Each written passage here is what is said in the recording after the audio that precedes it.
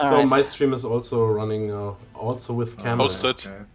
Oh, We can Paul. start. Post it so I can Actually, multi-watch the thing, the camera. That way we can catch everybody's face reactions. We're such cringe nerds. All right. Okay. My friends, I'm sorry that Yeah. I'm late. Mm, But as no I will do problem. with every session that we start, the very first thing that I want to ask everyone is, players, what happened last session? Things. Things and stuff. Yes, sorry, I still have to adjust here. Yeah, a lot. All right, so last session, we all banded together, right? Well, we went out of the town to fuck some people up, and then it turned out there was a dance party going on. Indeed. There was a great dance party. We had a critical success. It was one of the very first ones we've ever rolled. We had some Molly. We had some money. Yeah, true. We were chasing the dragon, as the kids say today. No, well, As long as I wasn't choking the chicken. Beliana was able to. Well, first of all, we went to the camp of alleged bad guy Pathol Yes. and his men, and then we found them there. And First of all, Eva, yeah, Tin. what? Sorry, I have to Yeah, say cheers cheers. because Well, I one drink. of the things that we definitely learned Cool. though was that there can be discrepancies between player knowledge and character knowledge. That was a big thing that we learned, right? Yep. Okay, because we thought that the man that we were talking to was True. Yeah. Parthol, and it was not Parthol. Definitely. Yeah. So Michael, God, you here. sound so much like me teaching kids. Well, so that was one of the things that we learned. Another thing that we learned was there's always more than one way to tackle a problem, and then we also learned that it's completely okay to start combat in the middle of an NPC talking. Right, John? Well, As I smash his skull. Ugly smash. All right, so there were very, very awesome things that we learned. And there's also, you don't always have to fight, right? Because we put on a great concert. yes, And that indeed. was fucking fantastic because we had Eva basically converting the masses, right? Yeah. With So I musical thought that was very support. good. I thought that was very good. You guys definitely handled that greatly. That was beyond my expectations of the way that you all handled it, and I was very proud of all of you. And then we all came back to town, and what did we do? We We went to the bed. mayor. No, we went to the mayor. No, Hallo we Niki, went, ich weiß nicht, was du we meinst went to mit the wann mayor erster Win, and, aber I was suspicious ich actually. habe schon Leute umgebracht. I knew you'd bring that also up. in dem Yes, Spiel. you were suspicious. But we checked it, so we found nothing.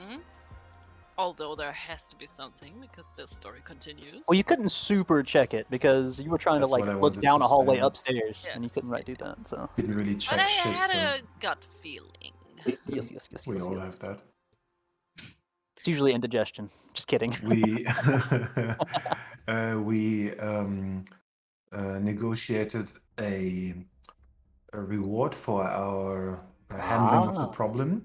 Yes, you did. Weirdly enough, the mayor didn't have the reward at hand, but asked us to come back the next day. So it is unknown. I'm sure he just has to rest up or something. It's not. Of course, yes, nothing, of course. Nothing of the. And it's which pocket that he was pulling it out of in his giant mansion. Of Yeah. course. Yeah, I'm sure he also doesn't like sunlight very much. Nah, I mean, probably just has sensitive skin. We can test that out later.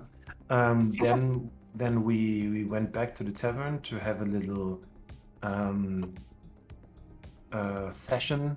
A nightcap. Almost like an Alcoholics Anonymous where everyone gets to go. True. Before that, we handed off our prize Parthol to the resident lawman. Yes, Barathor. For safekeeping. Yes. And then we had our little get to know each other, in which everyone basically told his or her backstory, some more truthful than others. Indeed. And after that, What? we went to bed, and Ivor went to the temple to rest up there. Yes, yes, yes. So, Wait. Some more Yeah. truthful than others?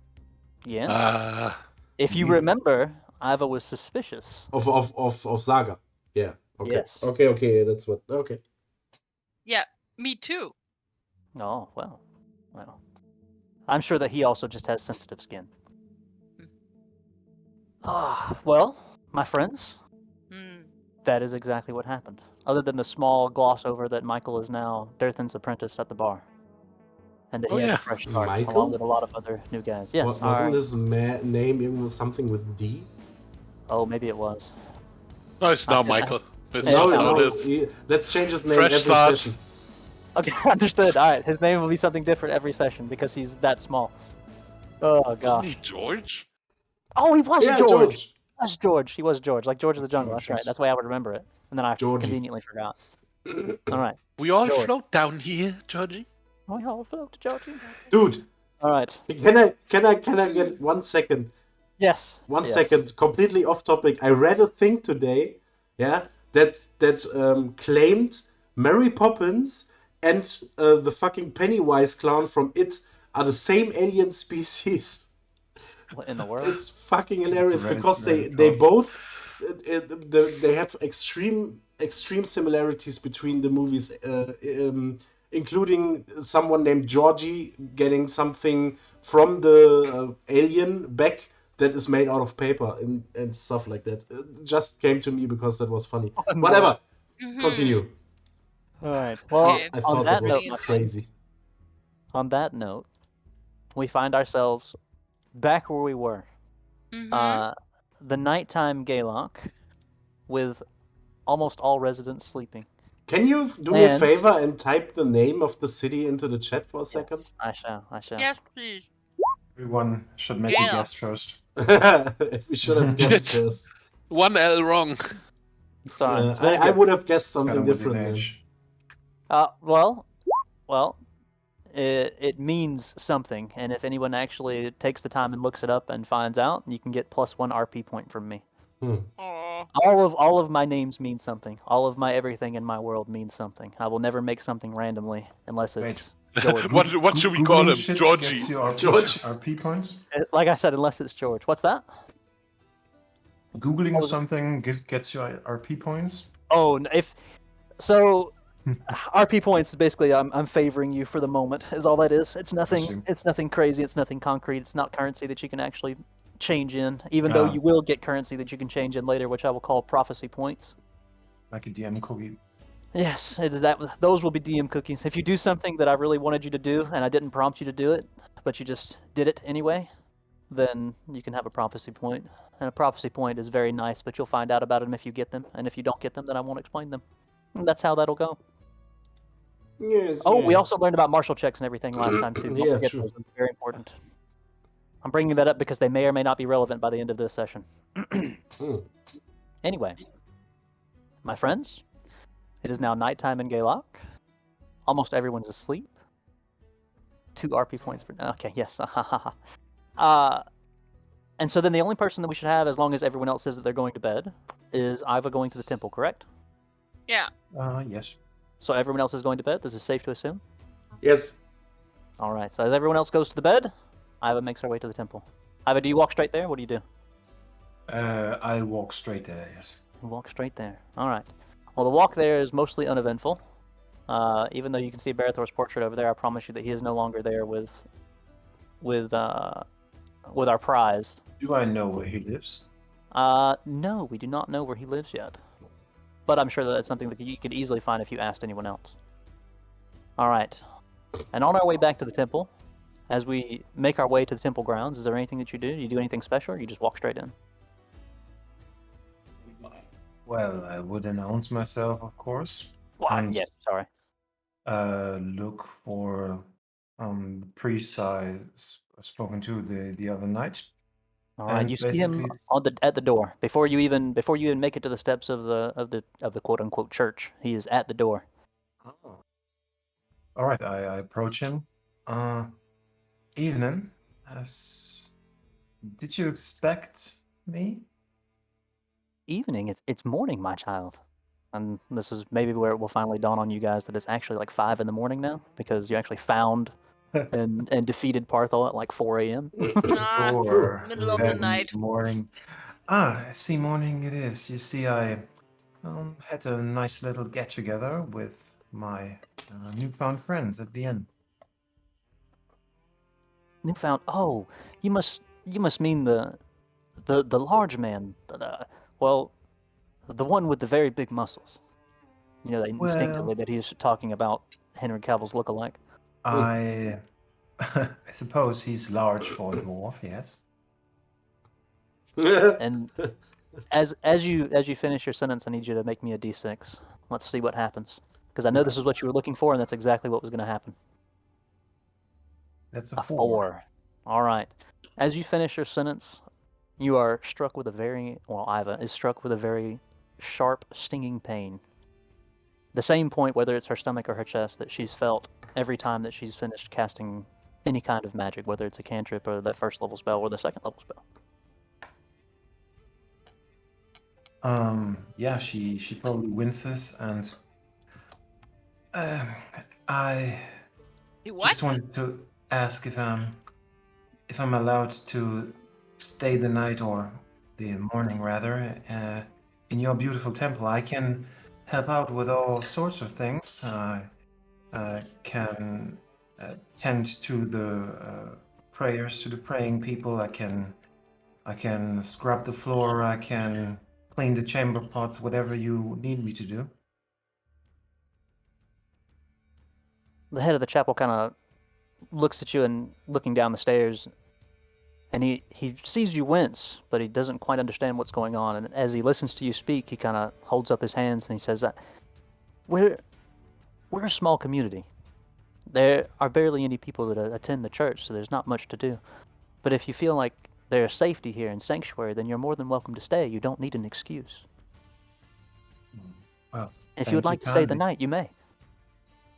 I will stay the morning, so to Morning, speak. sorry.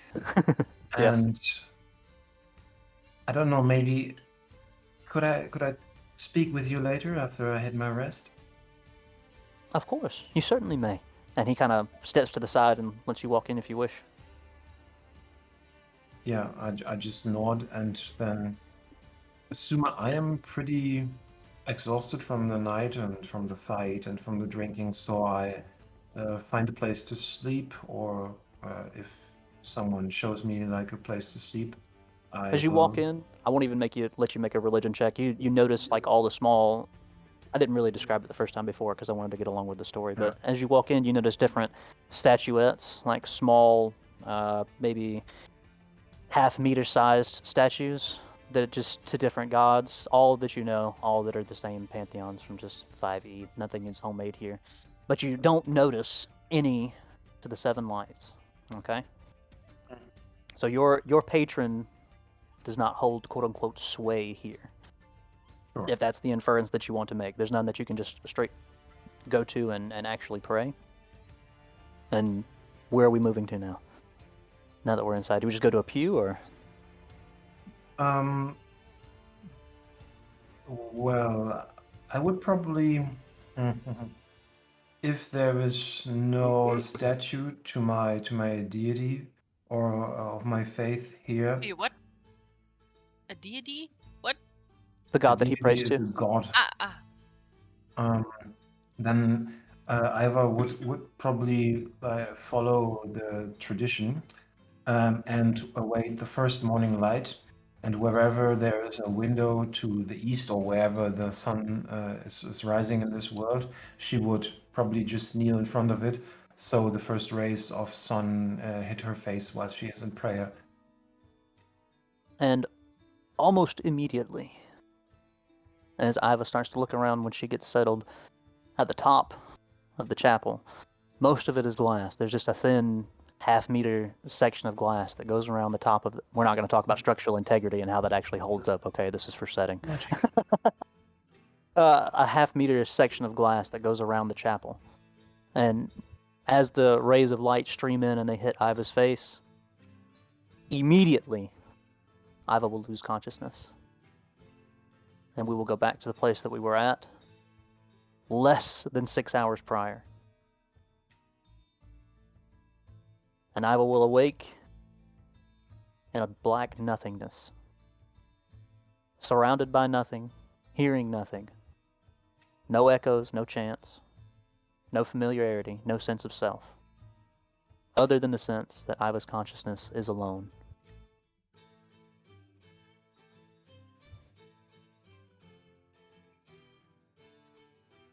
I would just try to call out, perhaps. What Hello? does she say? Is anyone there?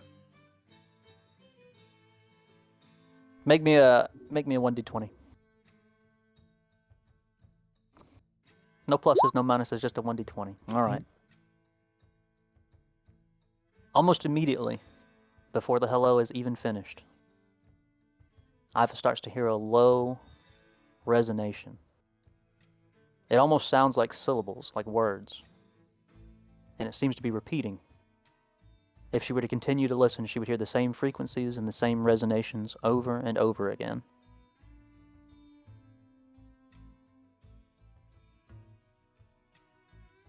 What are they saying? Can she understand anything?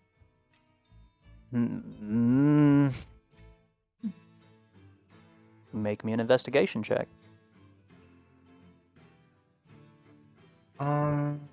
Without anything, even without making an investigation check, you can definitely tell that they have meaning, okay? Okay. But without making an investigation check, you only know that they're probably syllables and probably words. You don't really understand. There's nothing you can hear about it. All right. Could I make this perception as well? Just Of course, using if you'd her like. 5 Of course. senses. Right. This perception. Oh, well, I have 0. Oh, natural 20. Immediately, almost That's like not it's common sense to you, like it's a second nature. Maybe because Iva's repeated them so often, maybe because she's heard them all her life, you can immediately tell these are the tenets of your faith being repeated over and over again. It's just that you can't quite make out the words. It sounds like if you were to pray along with them, then that would be what they would be. But you just can't make out the words, no matter how hard you try. There's no semblance of or coherence of a sentence, of a start to a word or an ending to a sentence. Niki, so ein She would Charakter probably wie try. jetzt gerade ist halt so ein bisschen She has active no body, in der eigenen so Story. Das heißt, das zieht she sich ein can't really bisschen. kneel down, but she would just repeat Das kommt the gleich, 7 dass wir dann so principles, alle gleichzeitig mal dran sind und so. Das ist trying jetzt her kurz. best to get the intonation correctly and just be in sync with whatever she's hearing. So we're just repeating the tenets, right? Yes. Okay. As Iva starts to repeat the tenets, almost in time, at first it's a little awkward. But then the tones seem to match what Iva starts to say. Iva had no way of knowing where they were without knowing the words. But the tones and intonations, the resonances, they change to match Iva's praying. The words still aren't there. But instead of that black nothingness, now there's just a foggy white mist. If there were eyes, you still wouldn't be able to see your hands. It's so thick. But still, nothing has reached out to speak to Iva.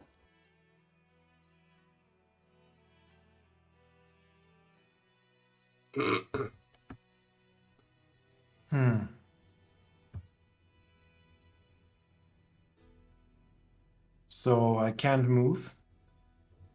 You can say that you're moving, but again, there's nothing to physically move. But yes, you can say, like, if I want to try to move closer to the sound or something, then sure.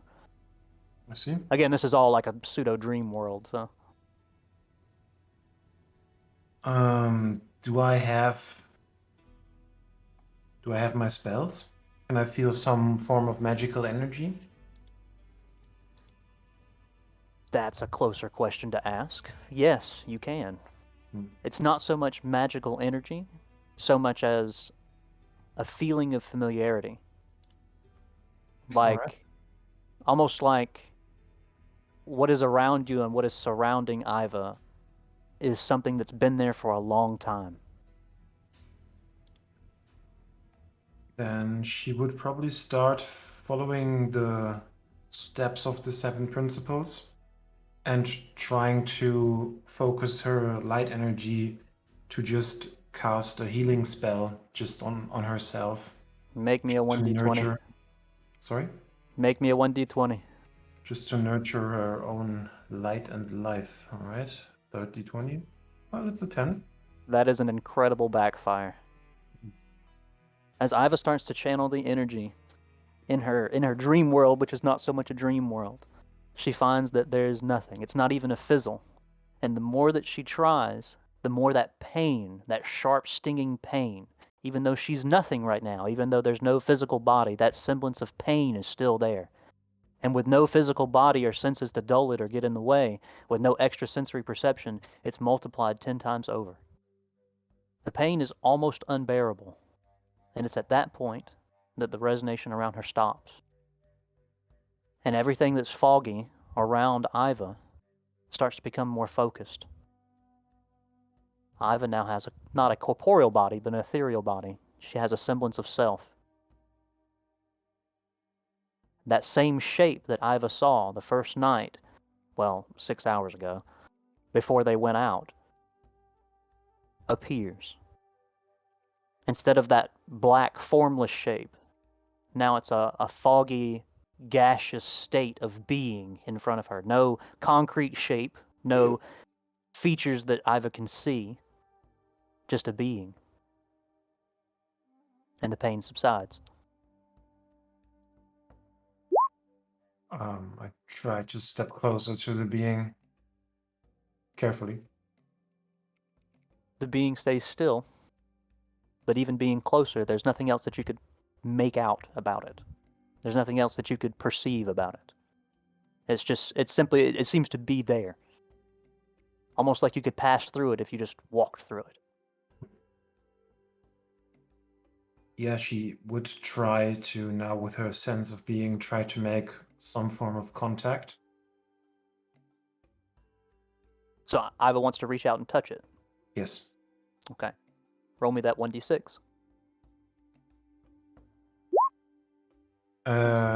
3. Wonderful. I was going to say, so I tried to plan this, so I'm very happy. Okay. As Iva reaches her hand up, it reaches its hand up as well. But just as they're about to touch, both hands pass through each other. And as they do, the creature seems to mimic exactly what Iva does. If Iva's hand were to go flat, like to push downward, like to push through and then go down, Iva's hand would push through and go down, almost like a mirror. But this is a mirror that you could go through. It's mimicking your same actions, and if you touch it, it touches you in the same place. She But it still probably hasn't spoken. does the thing where she's like holding out her hand, lifting it up, seeing if the reflection does the same. It does the same.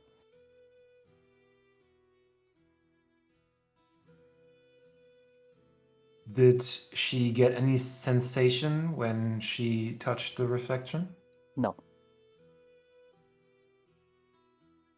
I mean, other than that sense of familiarity, I'm sorry. I should be Yeah. very clear that it's very familiar. It doesn't seem menacing.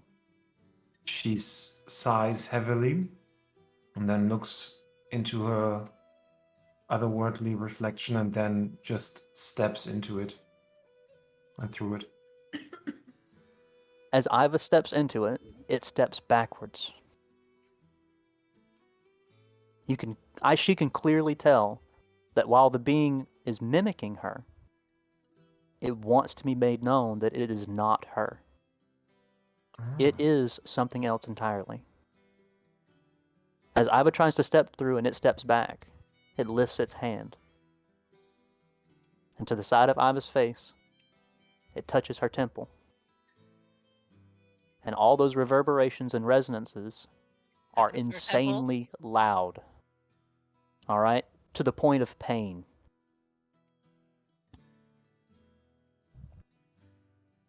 She steps back a bit, and then she starts speaking in Celestial. What do you want from me?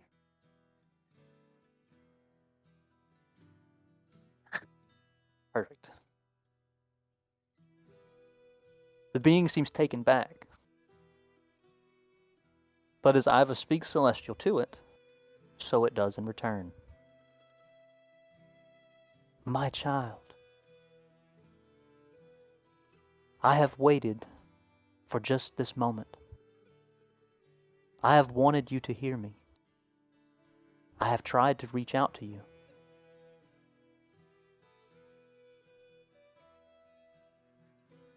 Does she say anything? She answers in Celestial.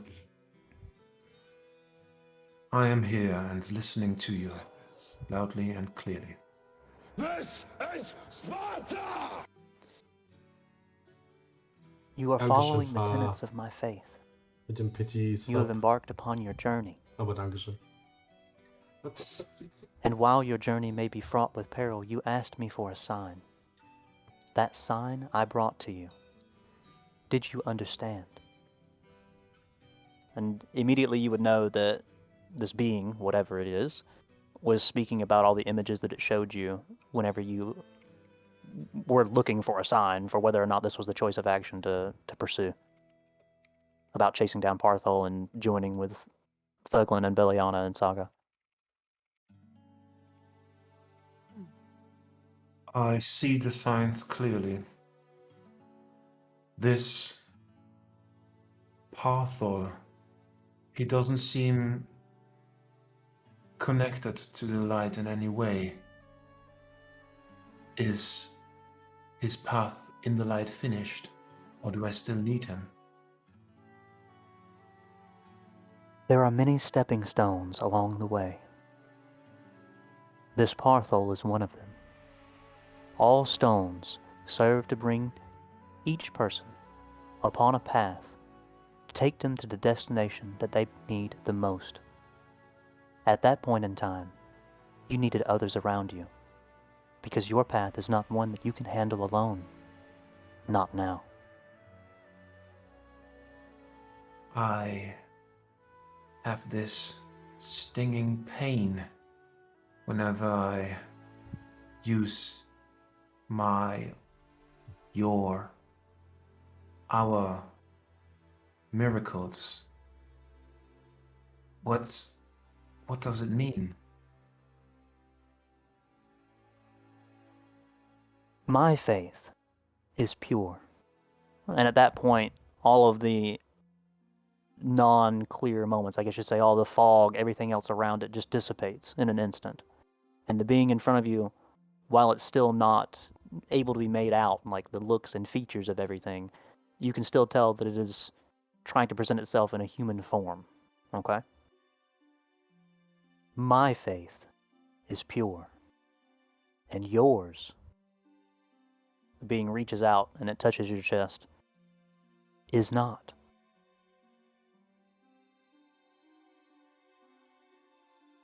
I sense the darkness within me. I shall endeavor to cleanse it, and next time we meet, I shall be pure as well. The being shakes its head for a moment, and then it lifts up. And this time, you can tell that this is a celestial being in front of you. It starts to take more concrete form. And while most of it is human in appearance, you can see that it has no hair. It's rather muscular. It's definitely starting to get taller than you now. Points if you actually know what this is. I'm sure that you do. And it's surrounded by a golden aura. And as it reaches down and it touches Iva's chest where that pain was, it speaks again. It says, sometimes the root of our darkness is in the ways that we understand things. Maybe everything about our faith is not what it appears to be.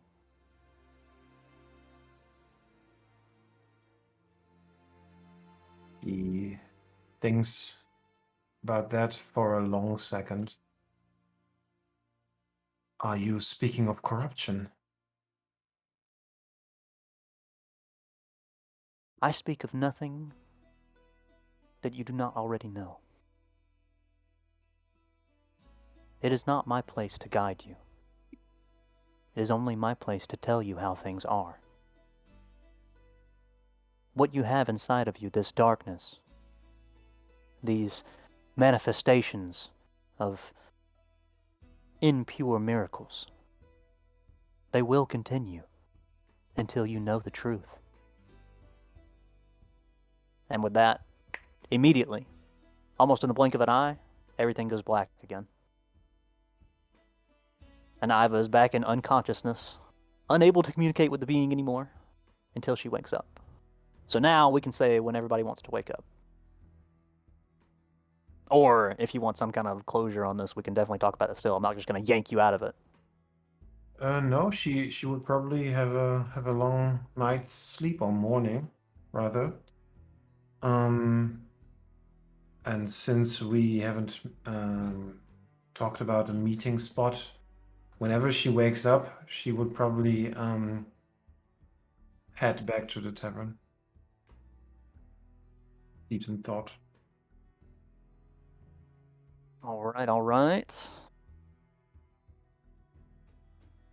On that one then. Sorry, I'm grabbing Georgie. All right. And with that, my friends, we will go back to...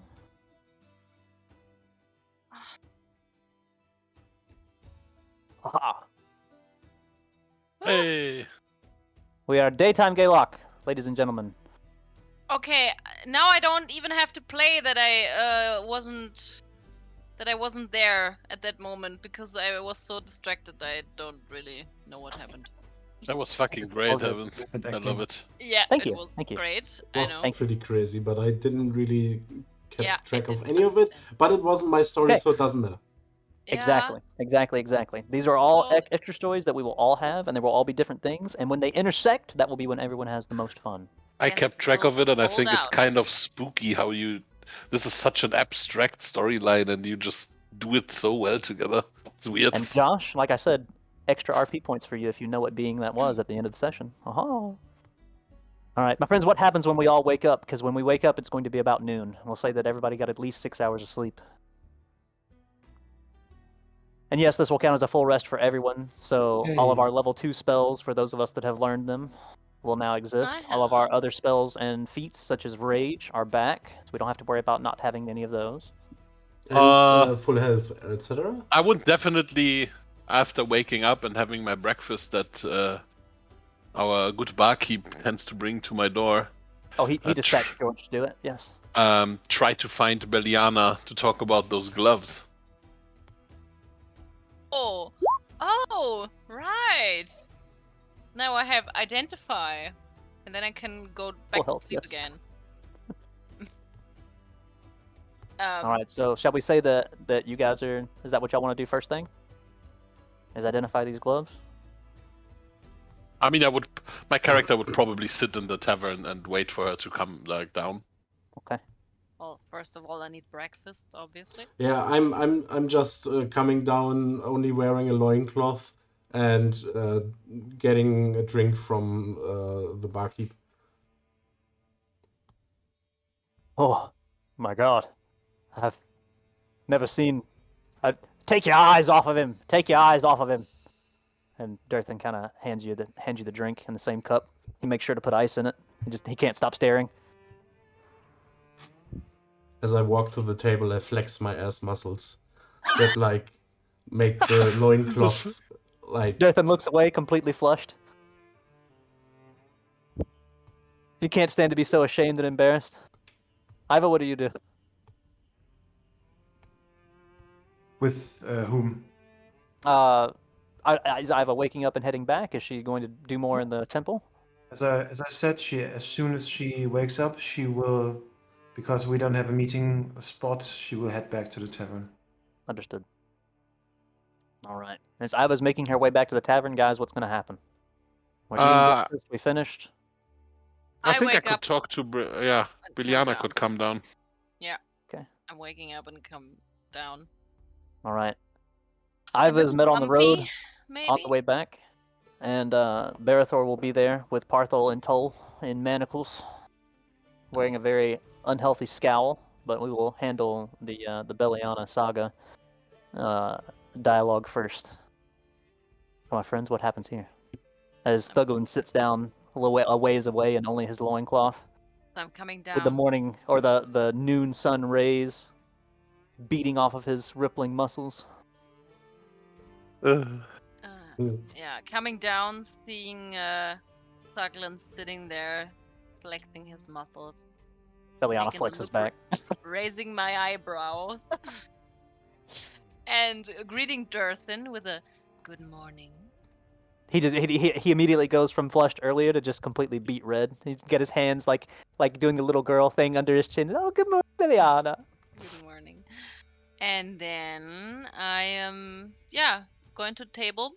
And oh, no! Before I go to the table, I asked Durthin, Yes. do you have a really, really good breakfast for me? And then immediately George appears from behind the counter. He's already got it made.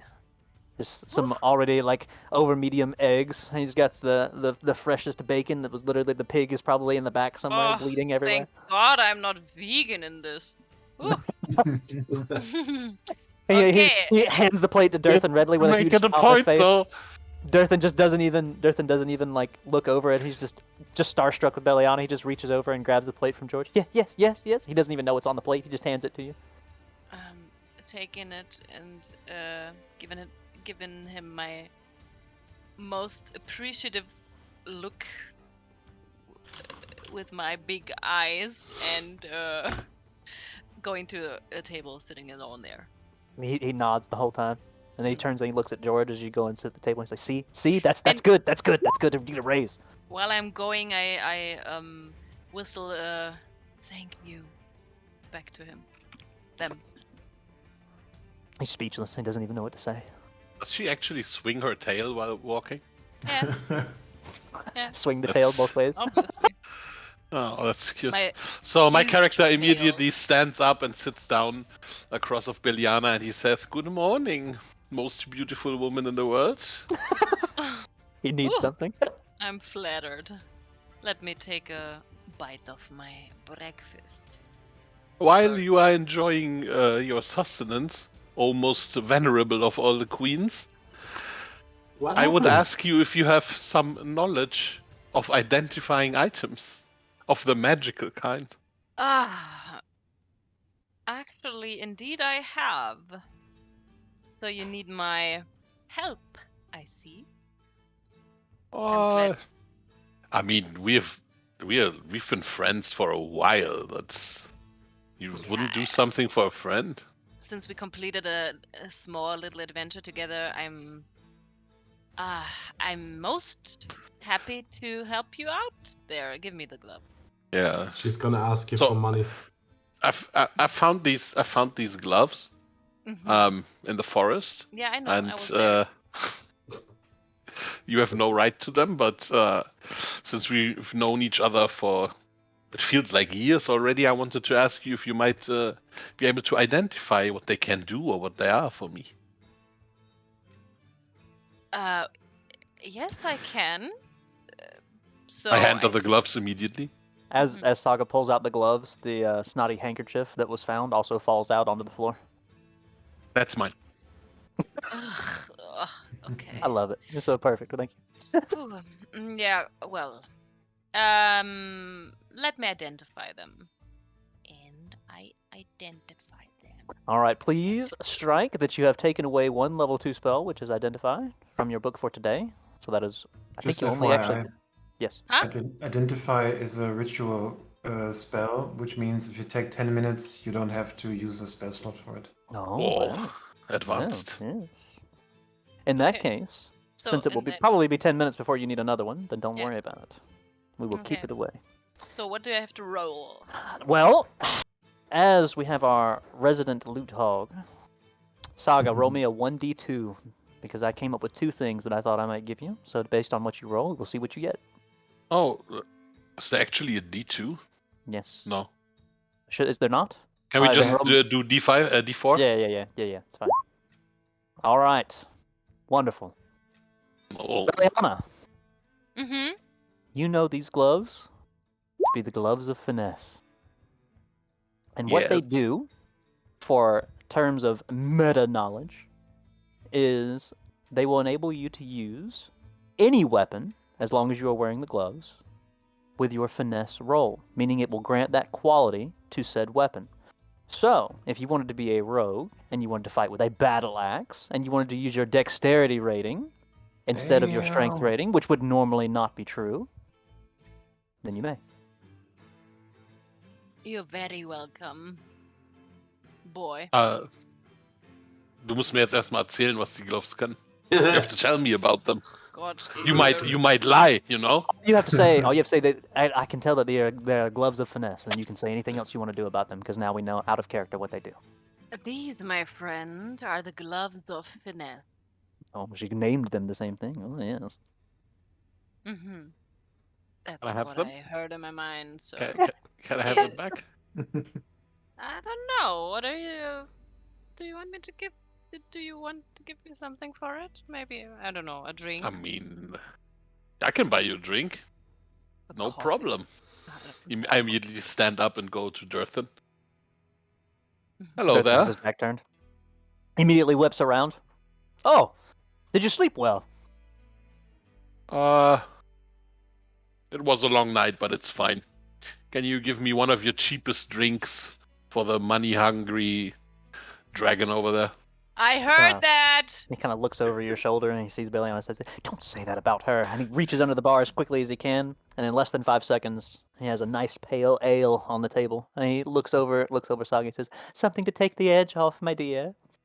I slide him the fitting number of coins and then go He pushes back his to hand back. Biliana. Keep them. You've given me enough. Oh, all right then. I walk back to Biliana and say, "There you go, darling." Durthan is he's got his hand under his chin, like his wrist is touching his chin. He's just like waving with his fingers, with his elbow on the bar. Thank God I have real friends here. He's just nodding. Yes, Looking to the bar. he's just nodding.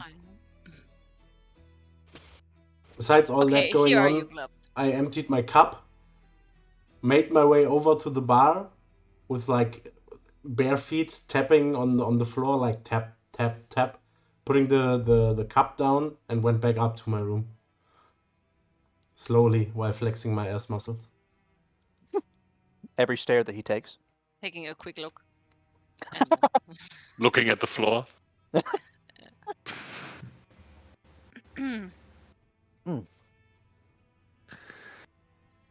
Actually, my character goes back to Durthan and asks him very nicely, "Mr. Barkeep, do you have any shops in this small little town? Anything where you can buy provisions, tools, stuff for adventure?"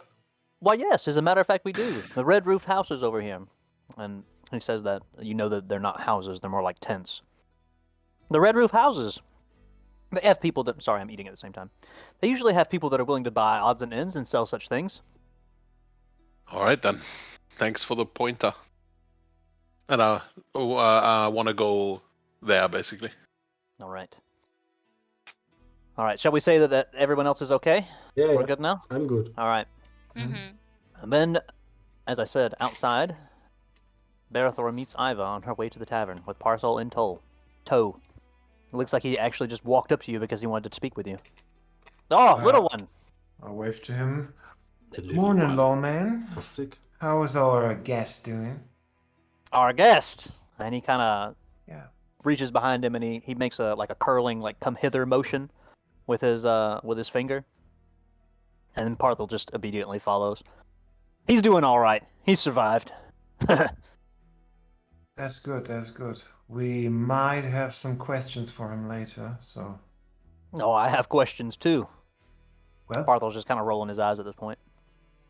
of course, since you've been taking care of him, you can ask yours first. We'll be back at the mayor's later to get our reward, and then we'll be back for him. He's nodding the whole time. And he says, Just as a heads up. I was actually looking for where your group went. Oh, well, I'm not sure where the rest of my party is, but I'm heading to the inn. I think there's a good chance they might still be there. All right. And at this point, Saga and Iva can both see each other from across the bridge, and same thing with Barathor. Oh, there goes one of them right there. Ah. She just kind of looks in his direction, see where he's going. I wave at her and shout, "Hey, shoeless!" I walk up to Saga. Do you mind if I accompany you, sir, in this beautiful morning? I'm just going for some shopping, but if you want to, you can I come, actually of course. love shopping. Well, the Barathor more the kinda merrier. looks down at the both of you while y'all are talking with Parthol and Toll, and he's like, well, can someone at least tell me what I'm supposed to do with him? I mean, I figured you guys would want to decide his fate. You just told me to hold on to him, so I did. We will. We'll just ask you to hold on to him for a couple of more Babysit. hours. He coughs. If it's not too much to ask, of course. Otherwise, we'll take him off your hands. But as the resident lawman, That's all right. Maybe I'll let the children throw some rocks at him for a little bit. And without a word, he just kind of smiles and he takes Parthol up this way. Where He the disappears kids behind live. Yeah. well, at least someone's having fun tonight. Well, not Parthol. Saga, because he I've, now knows where the kids live. I've got a feeling that he had his fun for the last couple of months. So I guess that's true. All right. let's go As you shopping, two- shall we? Yep. As you two walk and talk, you make your way there. And we're there now. I'm sorry. Unless you wanted to look for anything specific, but I assume Saga wants to look for something specific, so Iva's just browsing. if all you're after is a mask, then you're definitely easily able to find that. Okay, then I buy a mask. All right. I've, They don't even. I find like the run of the mill, looks like an FFP2 mask, black mask. He doesn't. They don't even charge you for it. It's perfectly fine. They just hand it to you. They expect mean- that you need it because you're working very hard and probably need it to wipe sweat away. So they just hand it to you. So like a bandana or something? Yeah. Hmm.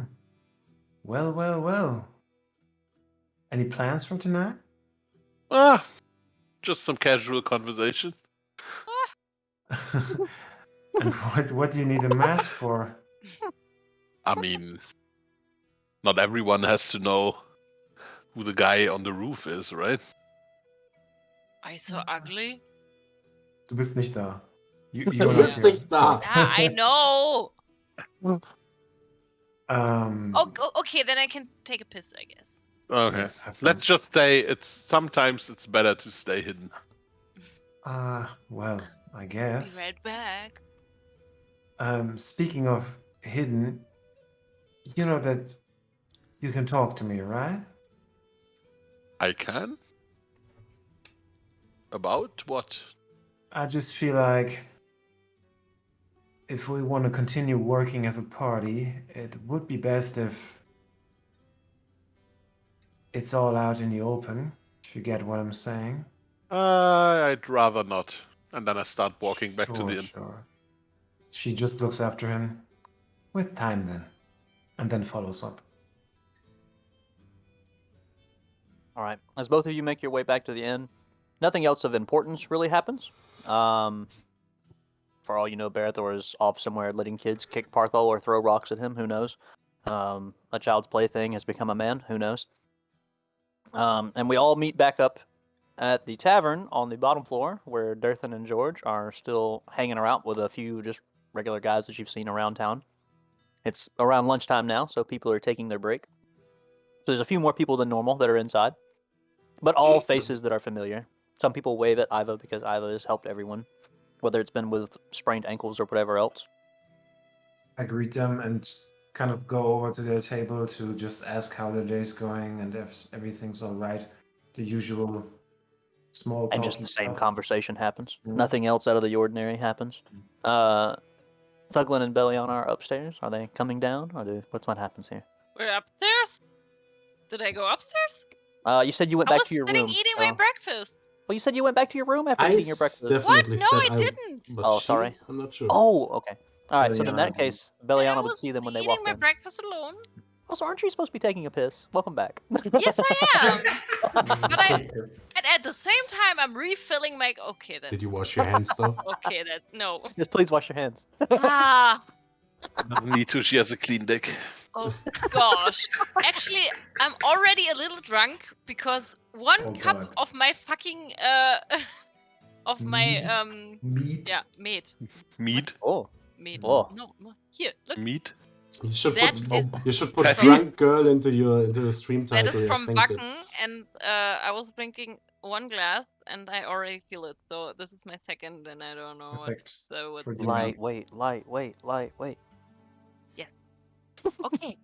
So I will. Belliana would see them as they come in and see Iva go to the table and make small talk. Thuglin, what do you do? I'm coming down from my room, like fully clothed this time. Fully clothed for my kind of clothing, basically. Not that much overall, anyways, but still, like this time I'm wearing my stuff. With Enough my muscles backpack to on. show, but not the muscles that what would hurt didn't somebody. you wear Gotcha. before?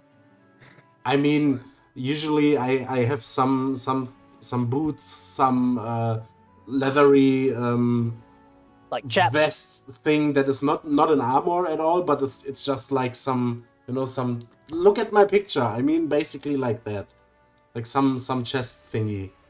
And I wanted to ask, are you a beardless dwarf? I am a beardless Oh. dwarf. Yeah, Alright. You're beardless? yeah. Oh. Currently I am beardless, but I have very Oh. very long white hair. Oh. Oh Flowing yeah, locks, right. one You might look like say. Henry Cavill, right? Oh yeah. There was something. As Thuglin comes down the stairs and the stairs creak, like no one even bothers to turn and look now. Everybody understands that whenever Thuglin is walking, that things probably can't support his weight. Mm-hmm. Like So- in real life, yeah. Not that. It's because these people would be genuinely afraid of you if Yeah, you chose sure. to crush their head between your fingers. Not even your fists, just like your fingers. You just take their head and just pop them like a grape. But they just don't even. They're comfortable around him now. They understand that sound means that Thuglin is close. I get it. Yeah, well, I would like to. I don't know. Are the others like together at the moment? Iva is at a table. Saga is standing in the doorway, and Belliana is still eating her breakfast Yes. at a table. Okay, alone. I would like to Alone. mention to them somehow that I wanted to make way to jail to ask him about the situation and the reward stuff that he wanted to give us in the morning. So you're just kind of holding your hands up to try to get all of their attention, like silently, so they look at you. Silently, like I'm just like walking past Beliana, telling her I'm about to ask about your money, and I don't know if you want to be like, "Hey, all vagabonds, get the fuck About up my here!" money? You know, you're the one the Money? reward. that already always yeah, wants money yeah. for Reward everything. from jail. That's perfectly fine. Yeah. Typical dragon, all about the gold. While he's passing me, I say, "Oh, finally!"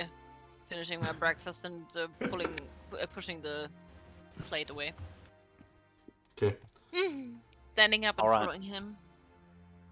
So we all go to meet each other at the door or yeah. outside.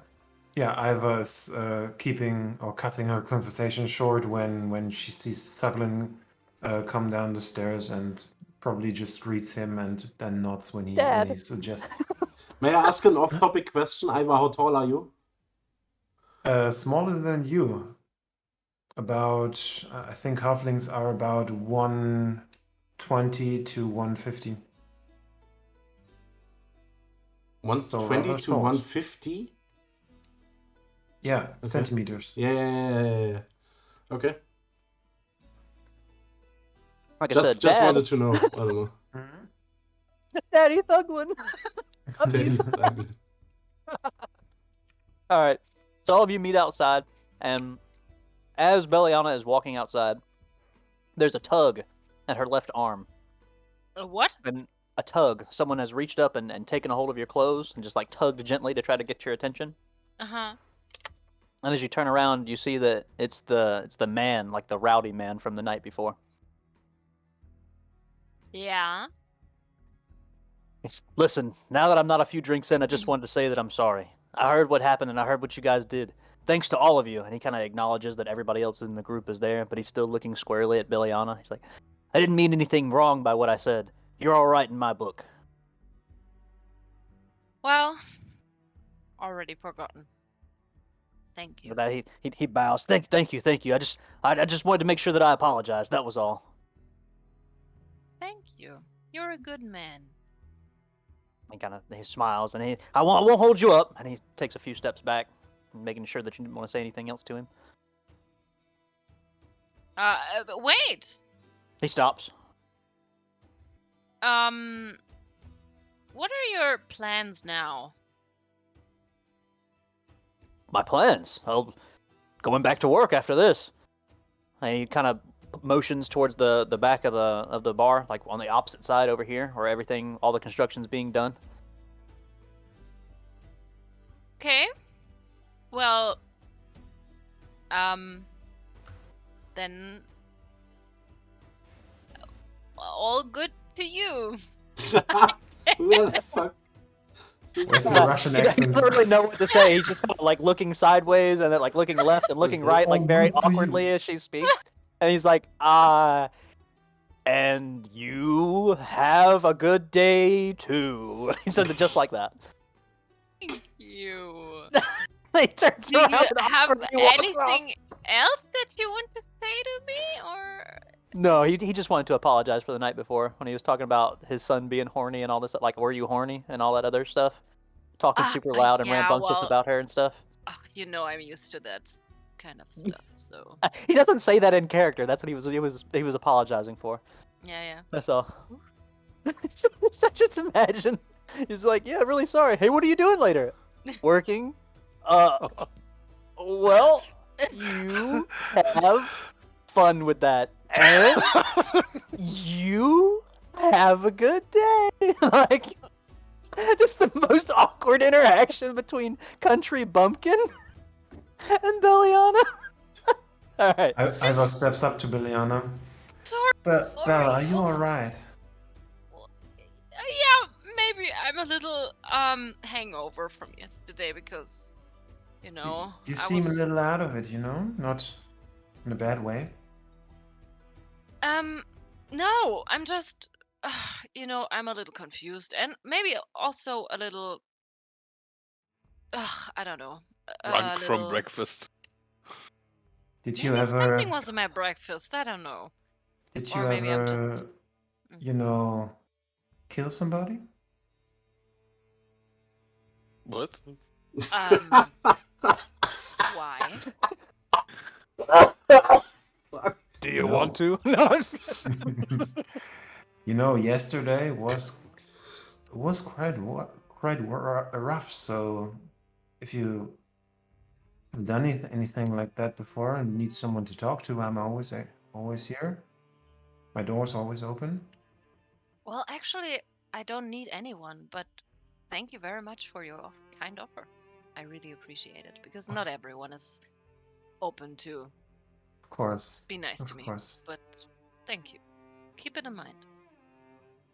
I want Faglin, as someone that has zero experience with Women? social constructs, as he was a hermit for Incel dwarf. like 70 years at least. Like after the awkward conversation, just looked at Beliana and was like nodding, grinning, like basically like agreeing, like yeah, that's how it's done.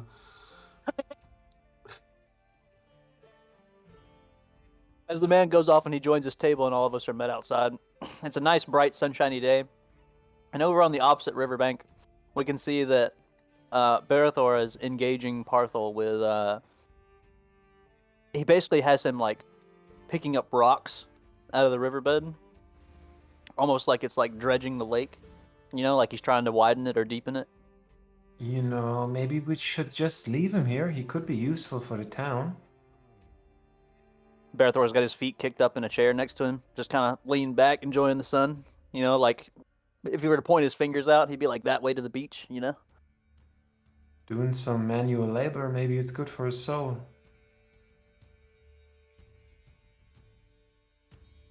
Well, I'm a little She worried about him looks at running she away. looks at Thuglin probably.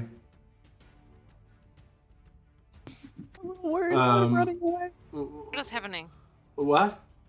What? Sorry, So- I On was the opposite riverbank. On the opposite riverbank. Sorry, Barathor was a has bit his. lost. Okay. On the opposite riverbank from you guys, you can see him. Yeah. It's Parthor and Barathor. Barathor's got his feet kicked up in a chair. He's like leaned back, like in the classic beach jock like position, where if he were to point his fingers out, it'd be like this way to the beach.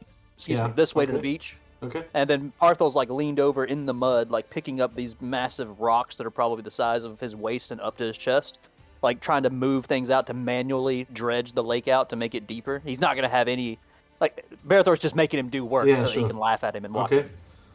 And the issue was like says- he might run away. Oh, that's No, what my character said, because Okay. Ivor said like some work might be good for him. And I I'm was paranoid, suggested so- that maybe we should leave him here to work off his debt to the town, and that was what she said while looking at Thuglin in a matter of it's your decision, it's your quarry.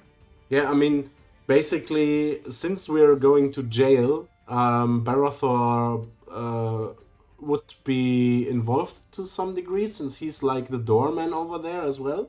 So I would nod over to him if the water, the river isn't too far away.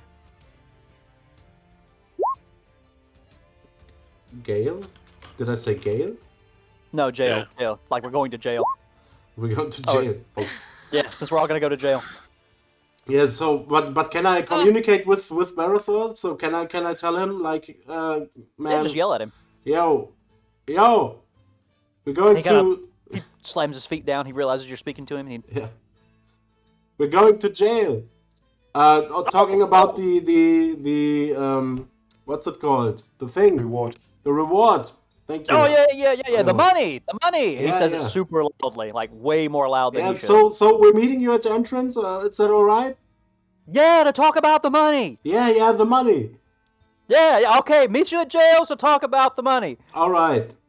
All right. And with Oh, that, we no. all All right. get together. We all meet each other. and we all Beliana's start kinda- already gone, like off the horizon. So as our troop makes their way over, Money. we're all here. And on a nice, Not bright, that greedy. sunshiny day, Yes, you are. we are No. met by, like I said, a nice, bright, sunshiny day Sunshiny we day. are Okay. No met. vampire. No vampire. Fuck. by jail. Oh. Maybe courteous he has of some him. kind of protection against them. I was wondering when you guys would show up. He says very calmly, by the way, not in the way that I said it at all. Okay. Yeah. I was So wondering when you lot might show up. yeah, we had to like take care of some stuff and get a good night's rest since everything took a little bit long last night. But now we're here, and I thought we could like talk about the situation. You said you would prepare something for today, and well, here we are. Yes, that's right. Well, I guess we should start with you. Thuglin, did you want anything other than the information that I've given you? You're certainly entitled to it.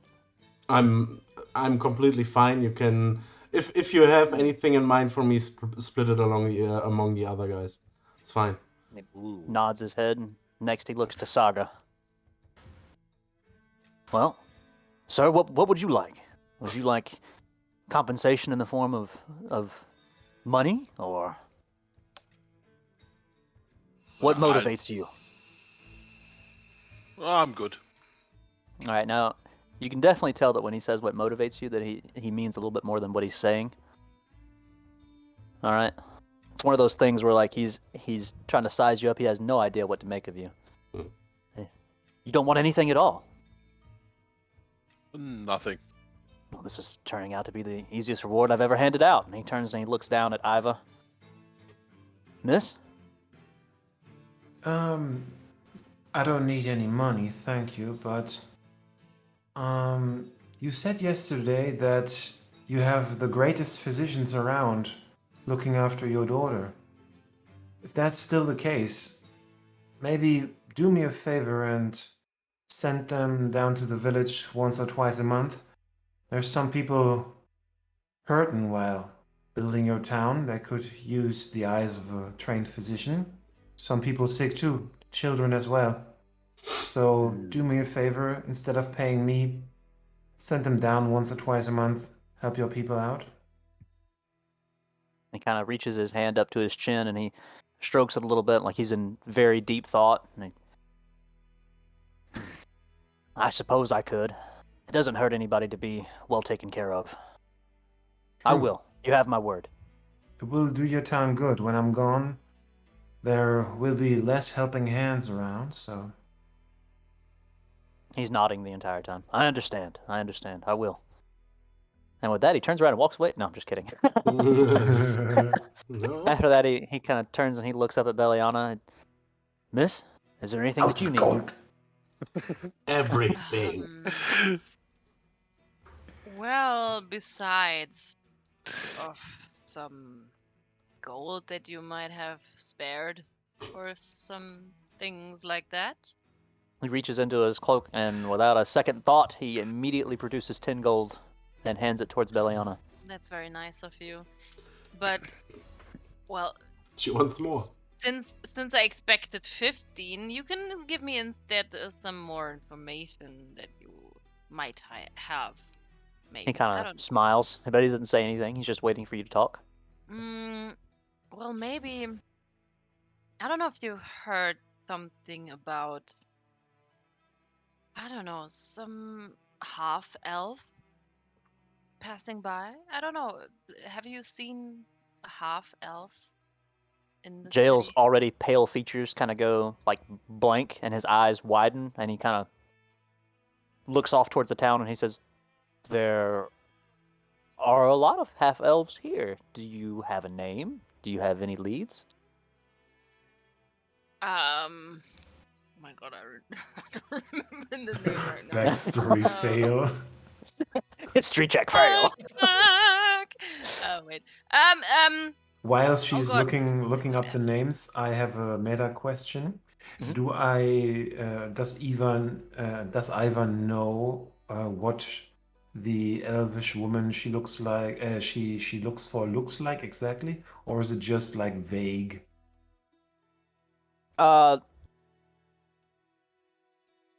All right, so meta question as opposed to Iva's backstory. This is what you're saying? Yes? Sorry? Yes. Okay, sorry, it's- because Beliana is also looking for said half-elf, but a woman is different. So, all right. Iva would know about what said woman looks like, but no. Iva would not know exactly what that woman looks like. No. I should just say that. All right. So she couldn't like have a sketch artist paint something up, so she just knows it's an elvish woman. Yes. All right. All right. Thank you. Oh my god, Yes, I sir. didn't write down the name, but I remembered something be like with F. Okay. I don't know. I just name him George. Finn now. What's that? So, have you ever heard of a half elf with a name who goes by the name of Finn?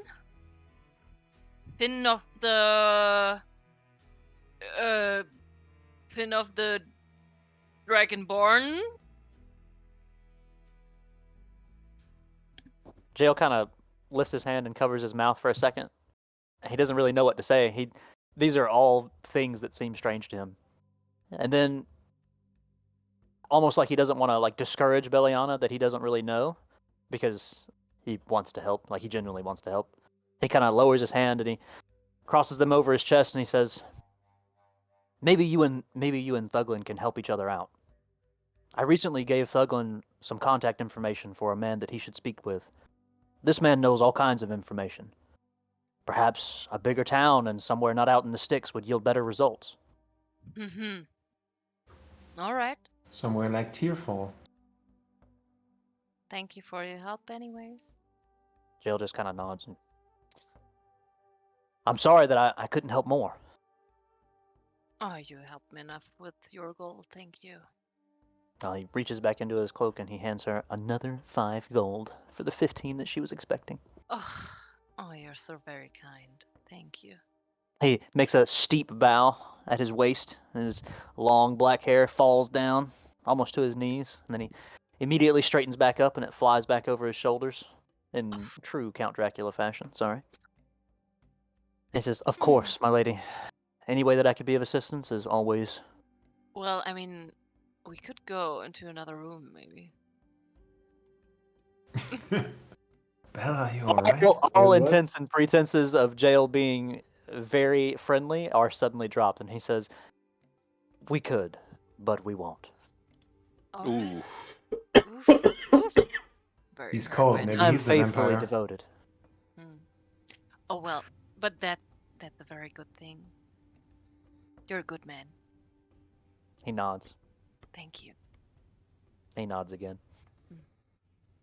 Bye. You can tell that Jail has more like an air of nobility about him that doesn't quite suit this place.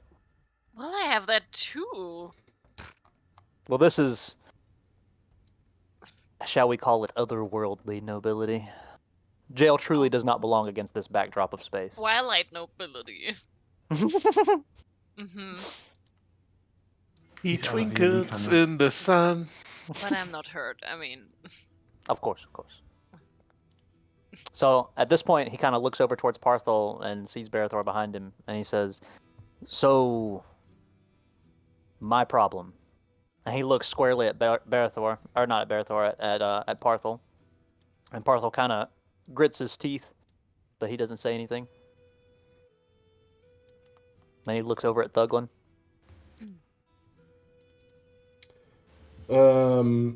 Yeah, so You can see that he's expecting something to happen with Parthol.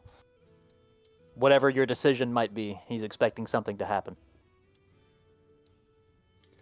yeah, like I said yesterday when we first brought him here, I think we do still have something in mind for him, but you will definitely never have to see him again.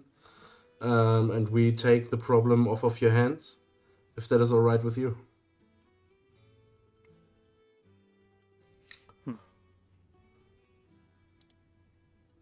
He seems to weigh his options for a second.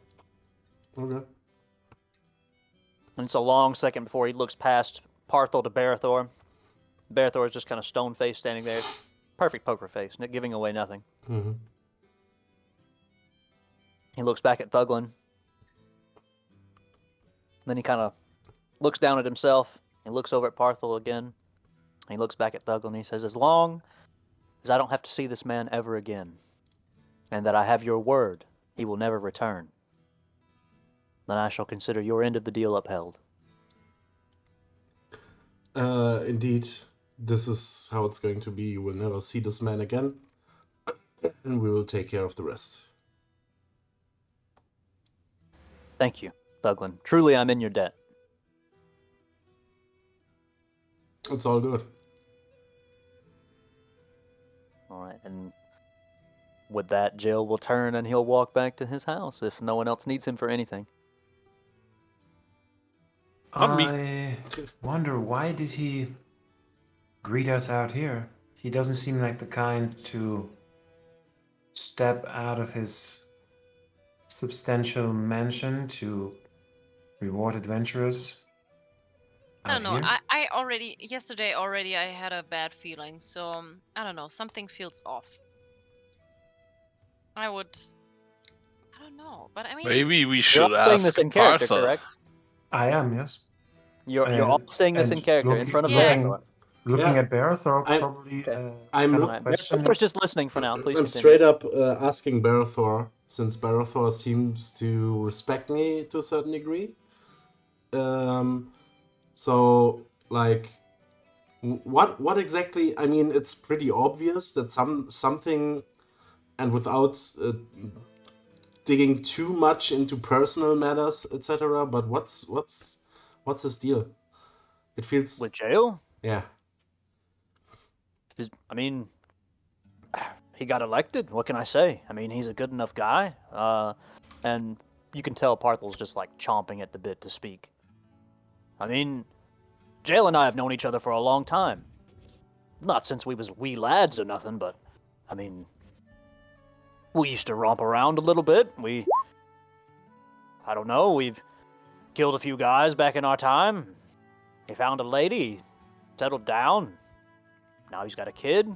This, you can see that Parthel is seriously trying to speak, and he actually opens his mouth. And the second that he does, Barathor leans over, and he grabs the manacles that are keeping Parthel's hands together, and he doesn't, like, yank him over, but just, like, makes certain that Parthel understands that bad things will happen if he speaks. Okay. Well, maybe I'll have. What do I have? I have. Don't I have a spell for that? Like, what was it? Prestidigitation? No. Any spells that seem to want to interact with what you're doing now is like message, but message is you communicating to someone else, not them communicating back. So no. I mean, You could answer a message. yeah, no. Well, you can answer a message, but I don't think you can answer it Yeah. Yeah, no, then telepathically. forget it. I thought I thought another thought. Anyway. Okay. Continue, Well, please. As he takes a hold of the manacles and he kind of reminds Parthel of who's boss. He doesn't say anything else. This is where we landed. This is home now. Well, Out here on the fringes, roughing it. He seems to like that.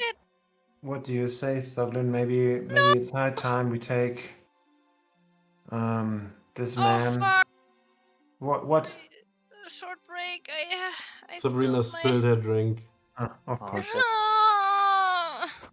Oh, she sounds so pathetic, poor thing. Oh no. Okay, I have. And it's green too. Yes, and on my phone. Well, clean it up. Should we do a bio break then? And Yeah. maybe put the meat away. We can definitely do a bio break. All right, brief intermission. Okay. Does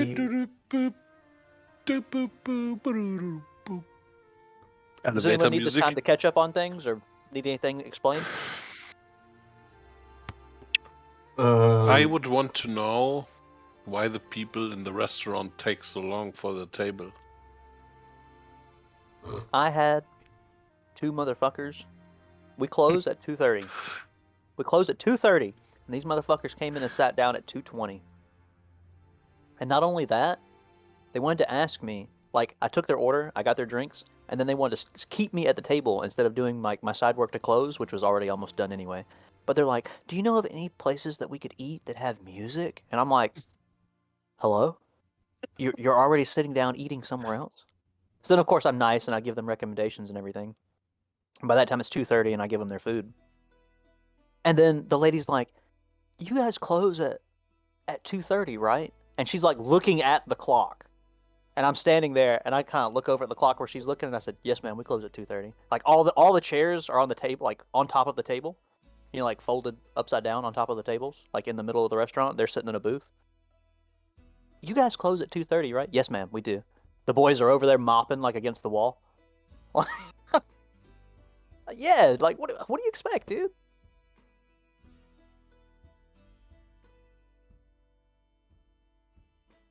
With guests. Ridiculous, man. I mean, they left me $5, but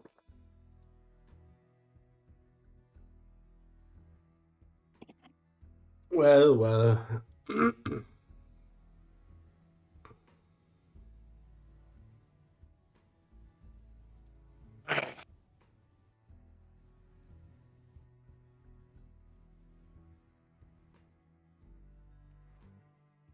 But yeah, it was. I mean, it wasn't bad. It wasn't a bad day. I'm gonna be right back. In that case, I'm definitely gonna fill my water up, and I will be back because talking this much hurts my throat. Here be.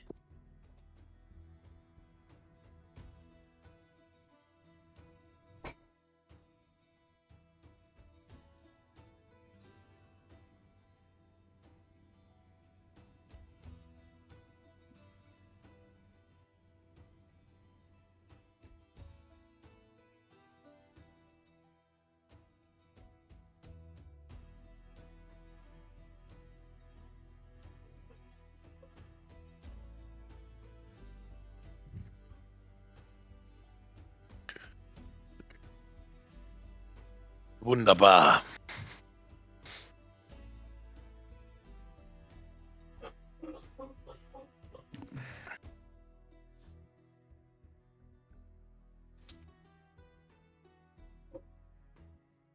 Even on the screen. Okay. Nice. Nice. Ugh. Was das nice? Ah, mein Ach, Stream ist wieder da. everything smells. Everything is green. I'm Just happy. like me. You're smelling and you're green? Alright, alright. Oh, come on! Uh-oh. Oh, I'm back. man. Welcome back. Me too. Welcome back. Thank you. Did Of you clean course. up the spillage? Yes. And did you wash your hands? But it smells. That's why you wash your hands. Mm-hmm. Oh. Oh shit. Oh my god. Yeah, I mean... What difference does it make? I mean, it's not... It's not... what's the word? Klebrig. Sticky. Sticky. Sticky, thank you. Sticky, it's just smelly. And I mean, maybe that's a sign because I should stop with that anyway, I think. Yeah, But I I think mean, you it's had enough. such a good. How can it be good if it Just smells? drink Had out of the enough. bottle. You can like close the bottle. It's fine. Just drink out of the bottle. Why do you think I had enough? I mean, I'm able to. I didn't. Because As she you're struggles to string words together in English. You're really slurring your speech in English, so. Well, that she I does am? that always. Yeah. I mean, No, not last time. What? What? The slurring. Was heißt You slurring? sound drunk. Really? Yes. Oh. Okay. Now you're gonna make her self-conscious, Josh. I don't think that you sound drunk, but Thank you you. definitely I are know taking this woman longer to speak. for more than 20 years. That's all right. Understood. Also better than anyone else here. except- Probably very true. Ogre. Ogre knows me longer, actually. Well, It's welcome me. back, everyone. Oh, good old. All right. That's water, by the way. yeah, sure. As Vodka. Berthor reaches over and he reminds Parthol of who's boss, what happens now? The question kind of off meta is, are we done here? Is everybody ready, basically, or we haven't really talked about the next steps at all, have we? No, we haven't. I think y'all are talking about it in chat in Roll20 right now. Yeah, sure. I mean, that's obviously on the agenda, but I mean, we haven't really talked about where to go next or what to do next or if we to do anything together next. Basically, we have touched that subject, but We should go to Tierfall to meet your contact. Because Yeah. we're all looking for someone. And someone who's part of the Informations Guild is probably a great point to start. And I would say that on the journey we figure out what to do with Parthol while we ask him about the mayor. Because I would also be really interested on the whereabouts of Jael's wife, which we haven't seen like at all. Mm-hmm. yeah, okay. Well then, I mean, Saga, are you in agreement? I am in agreement. I am d'accord. And we should also watch out to not let Saga have the watch alone with Parthol. Very well. Then let's head on. Lest we Oh, find him gosh. strung up on a tree. So, Jael told me or told us basically that we could have a boat that leads to Tierfall. Is that correct? Do I remember that No. correctly? Tierfall yes. is accessible by If you- boat, he said. If you wanted to, yes. Okay. I would propose that we then go to the docks and see if we can get a boat that leads us to Tearfall. Okay. All right. Well, in the meantime, Barathor is still reminding Parthol very firmly luck, that he is Nikki. the boss. I think we can take him off your hands now, Mr. Lawman. Oh, yeah, okay, yeah, sure. And he kind of hands him over without struggle. Yeah, Thank you so I just much. take him under my wing, and we just keep moving towards the docks. All right. As you guys head that way, sorry, I have to grab all of you. As you guys start to head that way, Barathor kind of calls out and he says, "Hey, Thuglin!" And he doesn't stop you guys or anything. Turn around. As you turn around, he says, "Just be careful that you don't kill anybody on your way into the next town, right?" I just nod and turn around again and keep moving.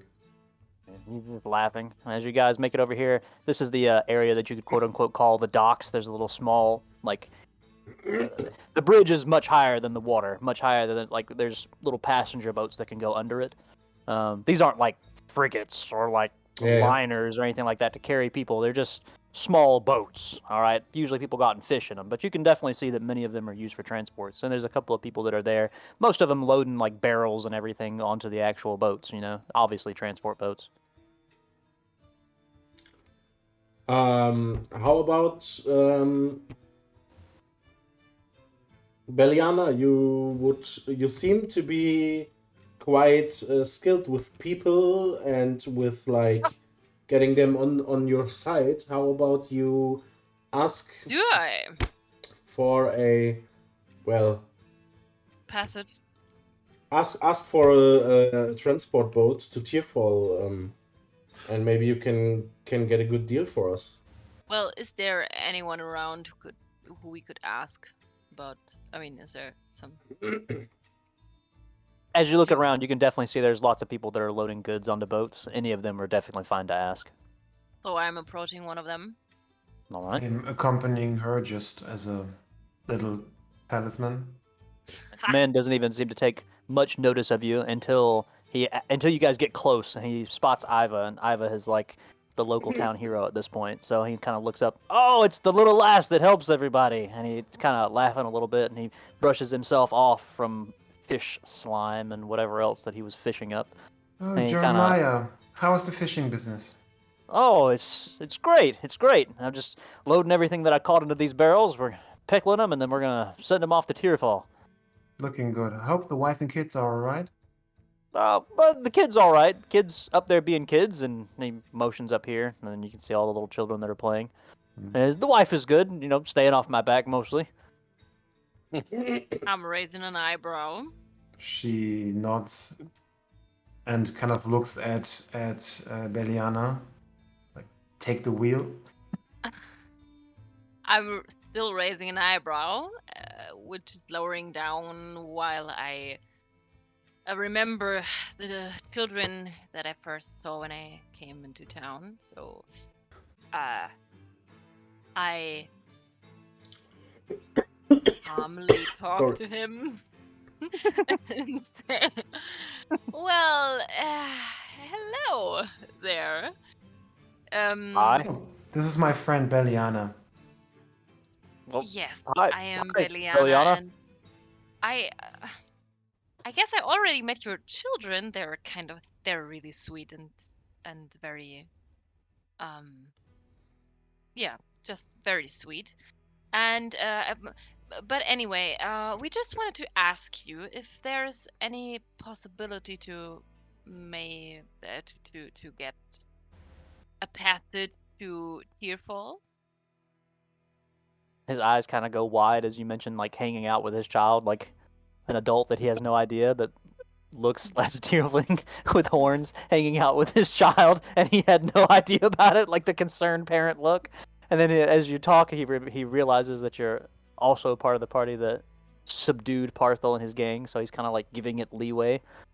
And upon mentioning passage to Tearfall, he just kind of like everything sort of makes sense because now there's a point of the sentence that he sees and he focuses on, and he just passage to Tearfall, yeah, of course.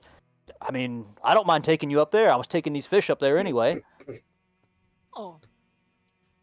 So, is it possible that we can accompany you? Of course, of course, of course. I mean, my boat's big enough for everybody in the barrels. I mean, as long as you don't mind the fish smell. And he kind of slaps the top of one of the barrels. Well, we've been with Thuglin for a while, so Also, she has prestidigitation. I just kick Saga against the shin, basically. Saga shin breaks. I'm just How do you kidding. Roll a D20 and 2d6 for damage. Yeah. How do I say He kind of that? sees her fumble over her words for a second. He says, "Everything okay, miss?" Thuglin realizes Well, he yes, did a bad actually- choice. I mean, I have a question. I mean, one of your children or your child, is it possible that it's a little girl? He kind of looks like he doesn't really know what to make by that, and then he, yes, yeah, I have a little girl. Ah, so is she very curious? I mean, all children are kind of curious. What do you mean in specific? But I mean, very courageously curious. Ivar looks at Benihana like, what are you doing? I mean, she wanders off on her own from time to time. Uh-huh. What does this have to do with my child? Well, I don't know. I mean, Saga whispers to Eva, "Can I kill her?" I mean, no. I just ask because there's some child following me for a while now. So, and I was just wondering if maybe you heard one of your children talking about a stranger. So, I'm just trying to find out what this child wants from me. So, It takes him a minute, but then he kind of puts together that the story from yesterday, from 2 days prior, from you guys rolling into town, and then the devil that was spotted with the children kind of dawns on him, and he says, "Miss Belliana, I'm sure it's just, well, not to be mean, but I'm sure it's just because of the way you look. I don't mean anything by it, but I mean, we don't see a lot of people your kind out here, so I'm sure the children are curious. I mean, I heard you met them when you first came to town, right? That was you?" yes. Well, I'm sure that's all it was. I mean, they were probably just had never seen you before. They don't mean anything by it. I'm sure. They're not trying to. They don't mean no offense. Understood. Thank you very much. So, but besides, we would really love to get a passage to Tier 4, if that would be possible for us all. And he kind of laughs and he slaps the barrel and, "Yeah, of course, of course. Like I said, you just don't mind the fish smell." No, we don't.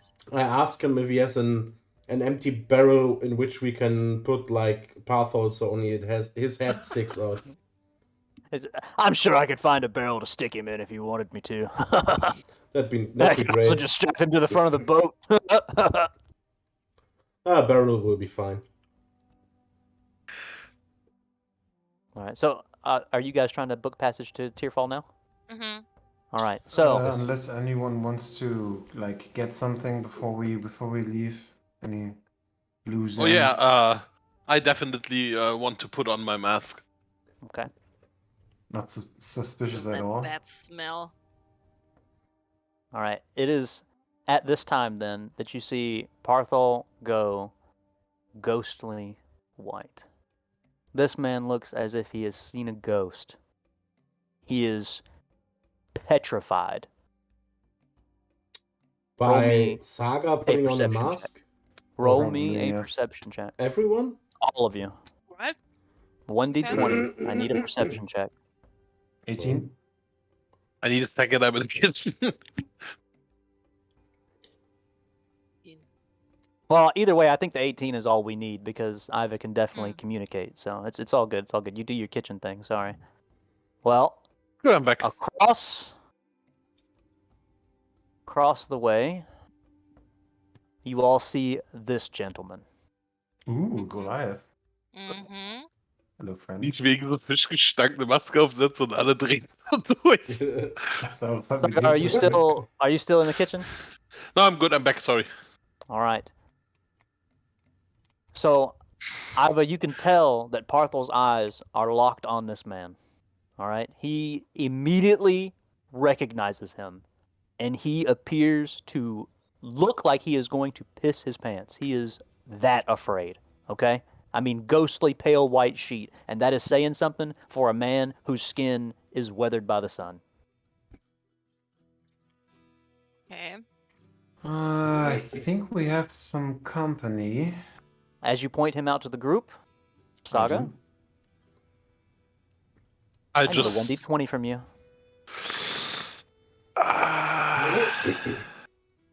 Noise. Saga, you immediately identify this man as an enforcer of the Omnic family. You know him as the Clapper. It's here to clap our cheeks. He is here to clap them cheeks.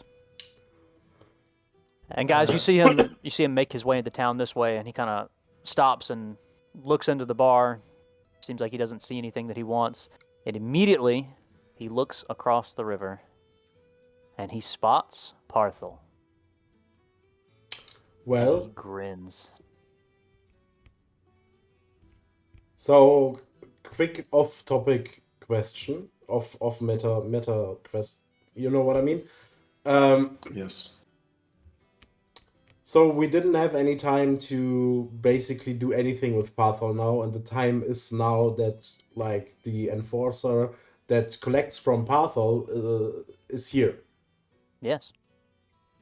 and this means we're kind of fucked with the Pathol using Pathol as bait situation, getting information from Pathol, etc. Didn't mean, you It's want possible. The the boat's about to leave. Didn't you want the clapper to gain some information from? Now he's here. Sure, but I wanted to use Pathol to act as a puppet for us to kind of, do it on mean- the... We can make it work as long as he survives. That's the thing. So the boat is about to leave. Saga definitely tells the group, I think we should go. That's the thing. Is the boat about to leave and we can just leave and fuck this guy? Yeah, I mean, it's already unstrapped. You can definitely hop into it. I mean, so he's here. All right. Yeah. Boat is here. Okay. Yeah. So if you want to hop in the boat and go, the boat still has to sail down and out to sea, basically. Mm-hmm. Okay. So, I mean, you could hop on it, say well, it's good to go, and convince him that he needs to go fast. If you wanted to, or you could stay and have the Clapper talk to Parthel, or you could talk to the Clapper yourselves, or whatever. Well, I approach Parthel and Well, just keep in mind that whatever you do, time is now of the essence. Okay, so based on how long you're gonna take, yeah. he's gonna walk to you. Oh, okay. Ivar looks at Saga. Go why? It's not go why, it's go fast. Do you know this man?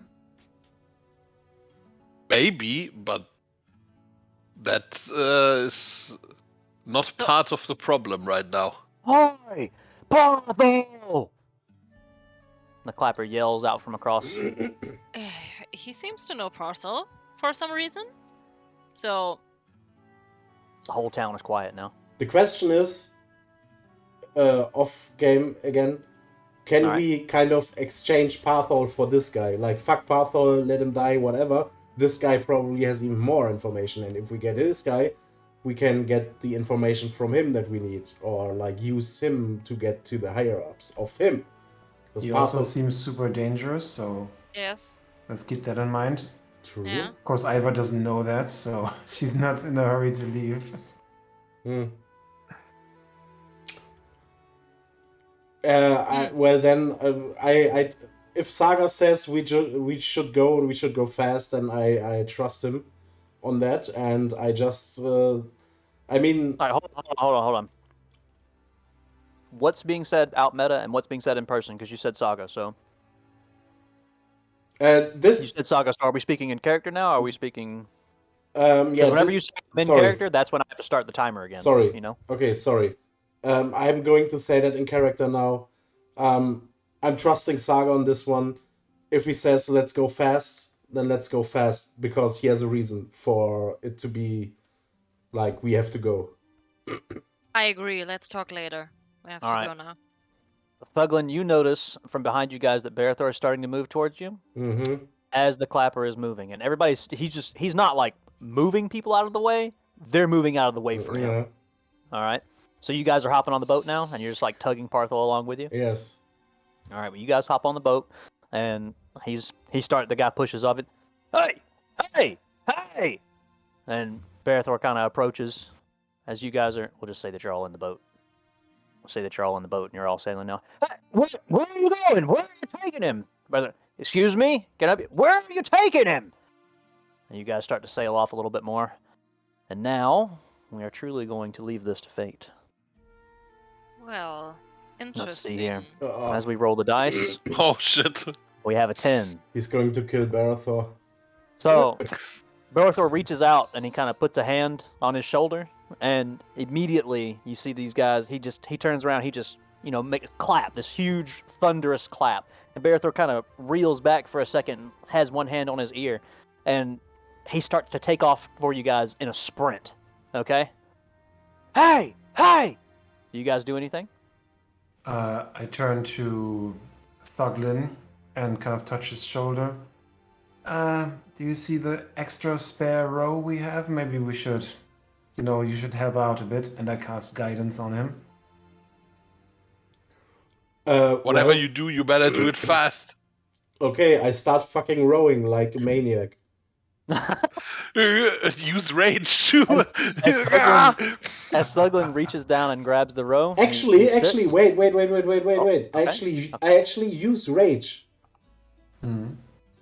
Yeah, I Oh, use rage and start rowing. Rage Rowing? He's rage Yeah. rowing. Huh? That's a new. Okay, I'm sorry. I gotta put that in the DM It's thing. a barbarian ability, Sabrina. No, rowing is like Rowing? sitting in a No, boat. rowing, rudern. Ah. How? Wir sind auf dem Boot. We are on Ja. a fucking boat. Ach. So he's Ja, rowing okay. us Ja, das to heißt get nicht, dass wir auf dem faster. Ruderboot sind. Okay. It's a fishing boat. So. Nicht jedes Ja. Boot ist einfach nur so eine kleine Nussschale mit Ruder links, rechts. Also auch ein größeres Boot kann Ruder links, rechts haben. Ja, Aber dann halt, So yeah, I know. as you What? enter your rage Yes. and you grasp the oar and you go to row, the clapper actually runs and jumps off of the dock into the now deep water that you guys are in. Like, not into the water. He is in the air aiming for your boat. okay, so Okay. now... You all see this. All right. Okay, Now let me make one roll, and then you tell me what you want to do. 1 second. I was All right. I have made a roll. Tell me what you want to do. thinking that my rowing would probably give us some speed. So This is that- before you've even got to row. Oh. This is you just sat down with the oar in your hand, and he runs and he jumps, aiming for you guys' boat. Oh! I have a new ability now. I have. Oh god, what was it? Disguise Throw stone. self? Was it disguise self? Why? That's a new spell you have, yes. Was it the one that I meant? I don't think. No. Dissonant I Whispers meant probably. dissonant whispers. Yes. Dissonant whispers. Wait. One creature can do terrible pain. Yes, I use dissonant whispers. Oh well, shit. Okay. Mm-hmm. All right.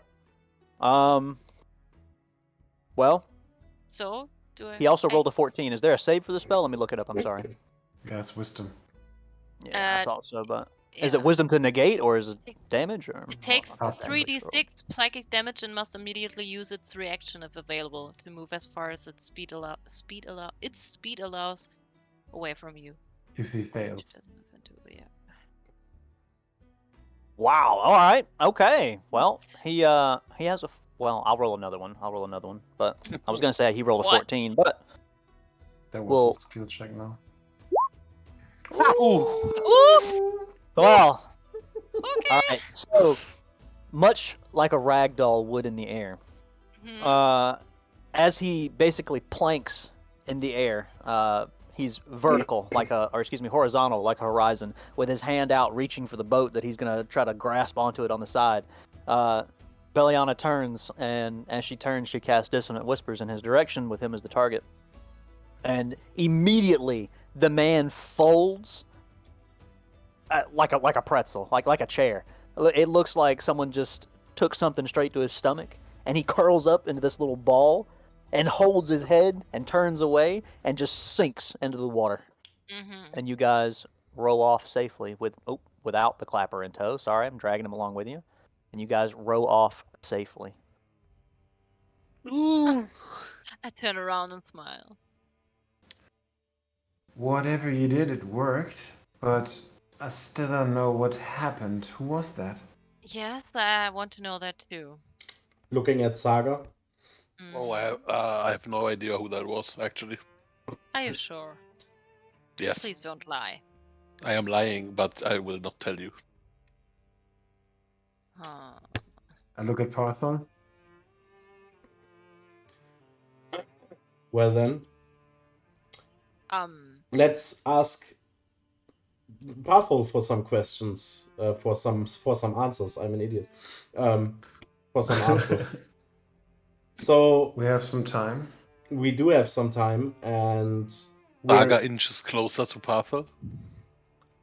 Thuglin takes his arm and holds it in front of Saga so he doesn't really get closer. And looking at Parthol and asking him, first of all, who the fuck was that?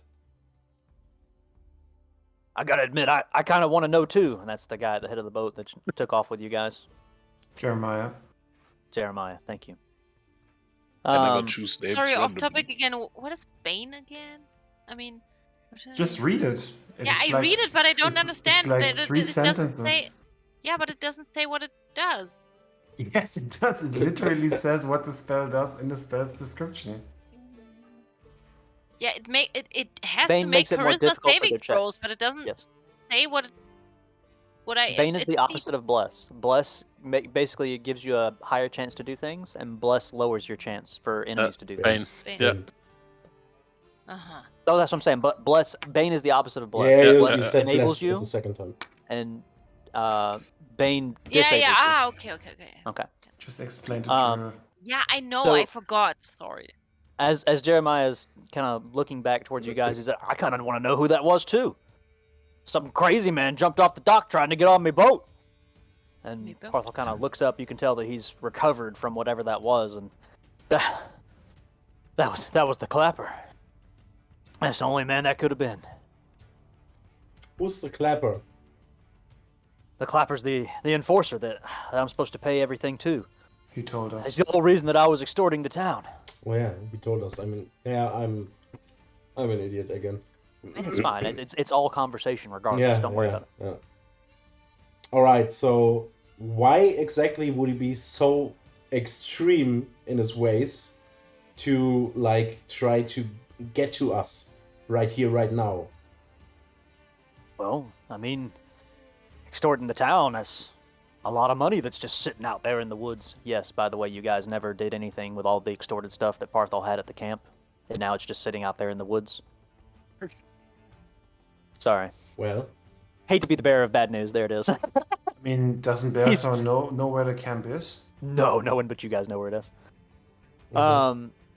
Who told us where the camp is? You guys found it. You went searching Yeah, around but, at night. but we knew that it was north. Someone told us that. Yeah, jail figured that it was up there. Yeah, so I would figure that the town has like hunting parties or someone who can Also- go Yeah, I mean, out. if they wanted to Also, go find it. George is working in a tavern. He knows, basically. Very true. True. Very true. Very true. There are other ways that they could go about finding it. I'm just saying you guys didn't do anything with it. If Yeah. y'all would have brought it all back to the town, that would have been another thing. But that's Okay. for afterwards. Anyway, okay. completely off topic. I suppose he just wanted everything that I extorted from the town. I mean, I'm the only one that knows where it was. Okay. Mm-hmm. So, What? Get off my case. That's probably why he was after me, right? I mean, if I owed you money, wouldn't you want to come looking for me? Sure. hmm. Doesn't sit well with me leaving the town like that. Yeah, the town is probably going to have some issues now with him. But I mean, we decided to leave, and that is that. I would like to know. I have to gather my thoughts about what my plan was.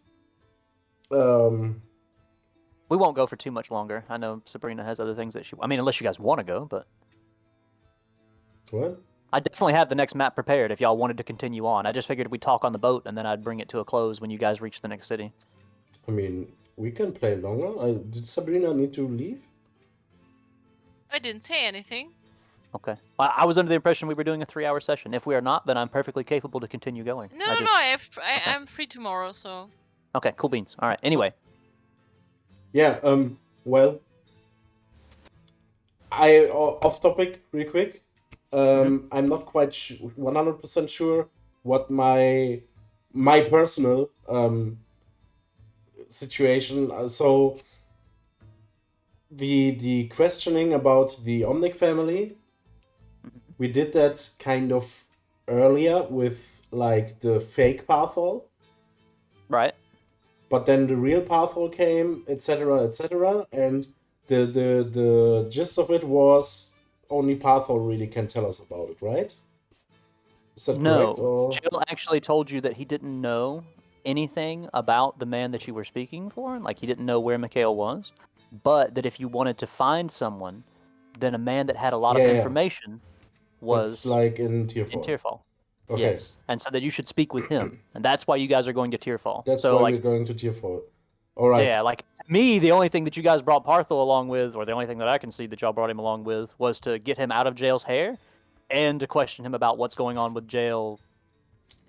My About whatever y'all wanted long-term to question him about. my long-term plan was to use Pathol to like deliver the extorted stuff to the Clapper, but in turn actually like get us close to the Clapper, you know? Like Right. yeah, that was my goal. But Well, you obviously just all missed of it. He that just jumped off a dock at you. obviously all of that is fucked. So then I'm still asking Pathol about the Omnic family. I mean, he might still know something because we didn't ask him at Okay. all. So you're just questioning him to try to find anything about the Omnic family that you can. I interrogate Pathol about the Omnic family. All right. Now, through your course of quote-unquote interrogation into Parthol, even if you were to use force, even if you were to be super sweet and kiss him on the cheek, even if you kissed him on the lips, Parthol doesn't know anything about the Omnic family aside from the Clapper. The Clapper is his only contact into the Omnic family. That's the person that he was supposed to give everything to. He's the only person from the Omnic family that Parthol's ever met. What if I kissed him with tongue? If you kissed him with tongue, he'd probably tell you that the Clapper whooped his ass in less than 2 seconds. Okay. Well, That's if you kissed him with the tongue, you know. worth a try. Yeah, of course. I mean, do you actually try that? Yeah, I would like to kiss him with tongue. Oh, Jesus God. Oh, No, no. no. He brings his hands up with his manacles and puts them on Thuglin's chest, and he says, "You're a very attractive man, but now's not the time." We shall see about that. Maybe I should try. No. No more trying, please. No more trying, more doing. Okay. Well, Also, actually. let me try. No, Okay. Saga is not going to try.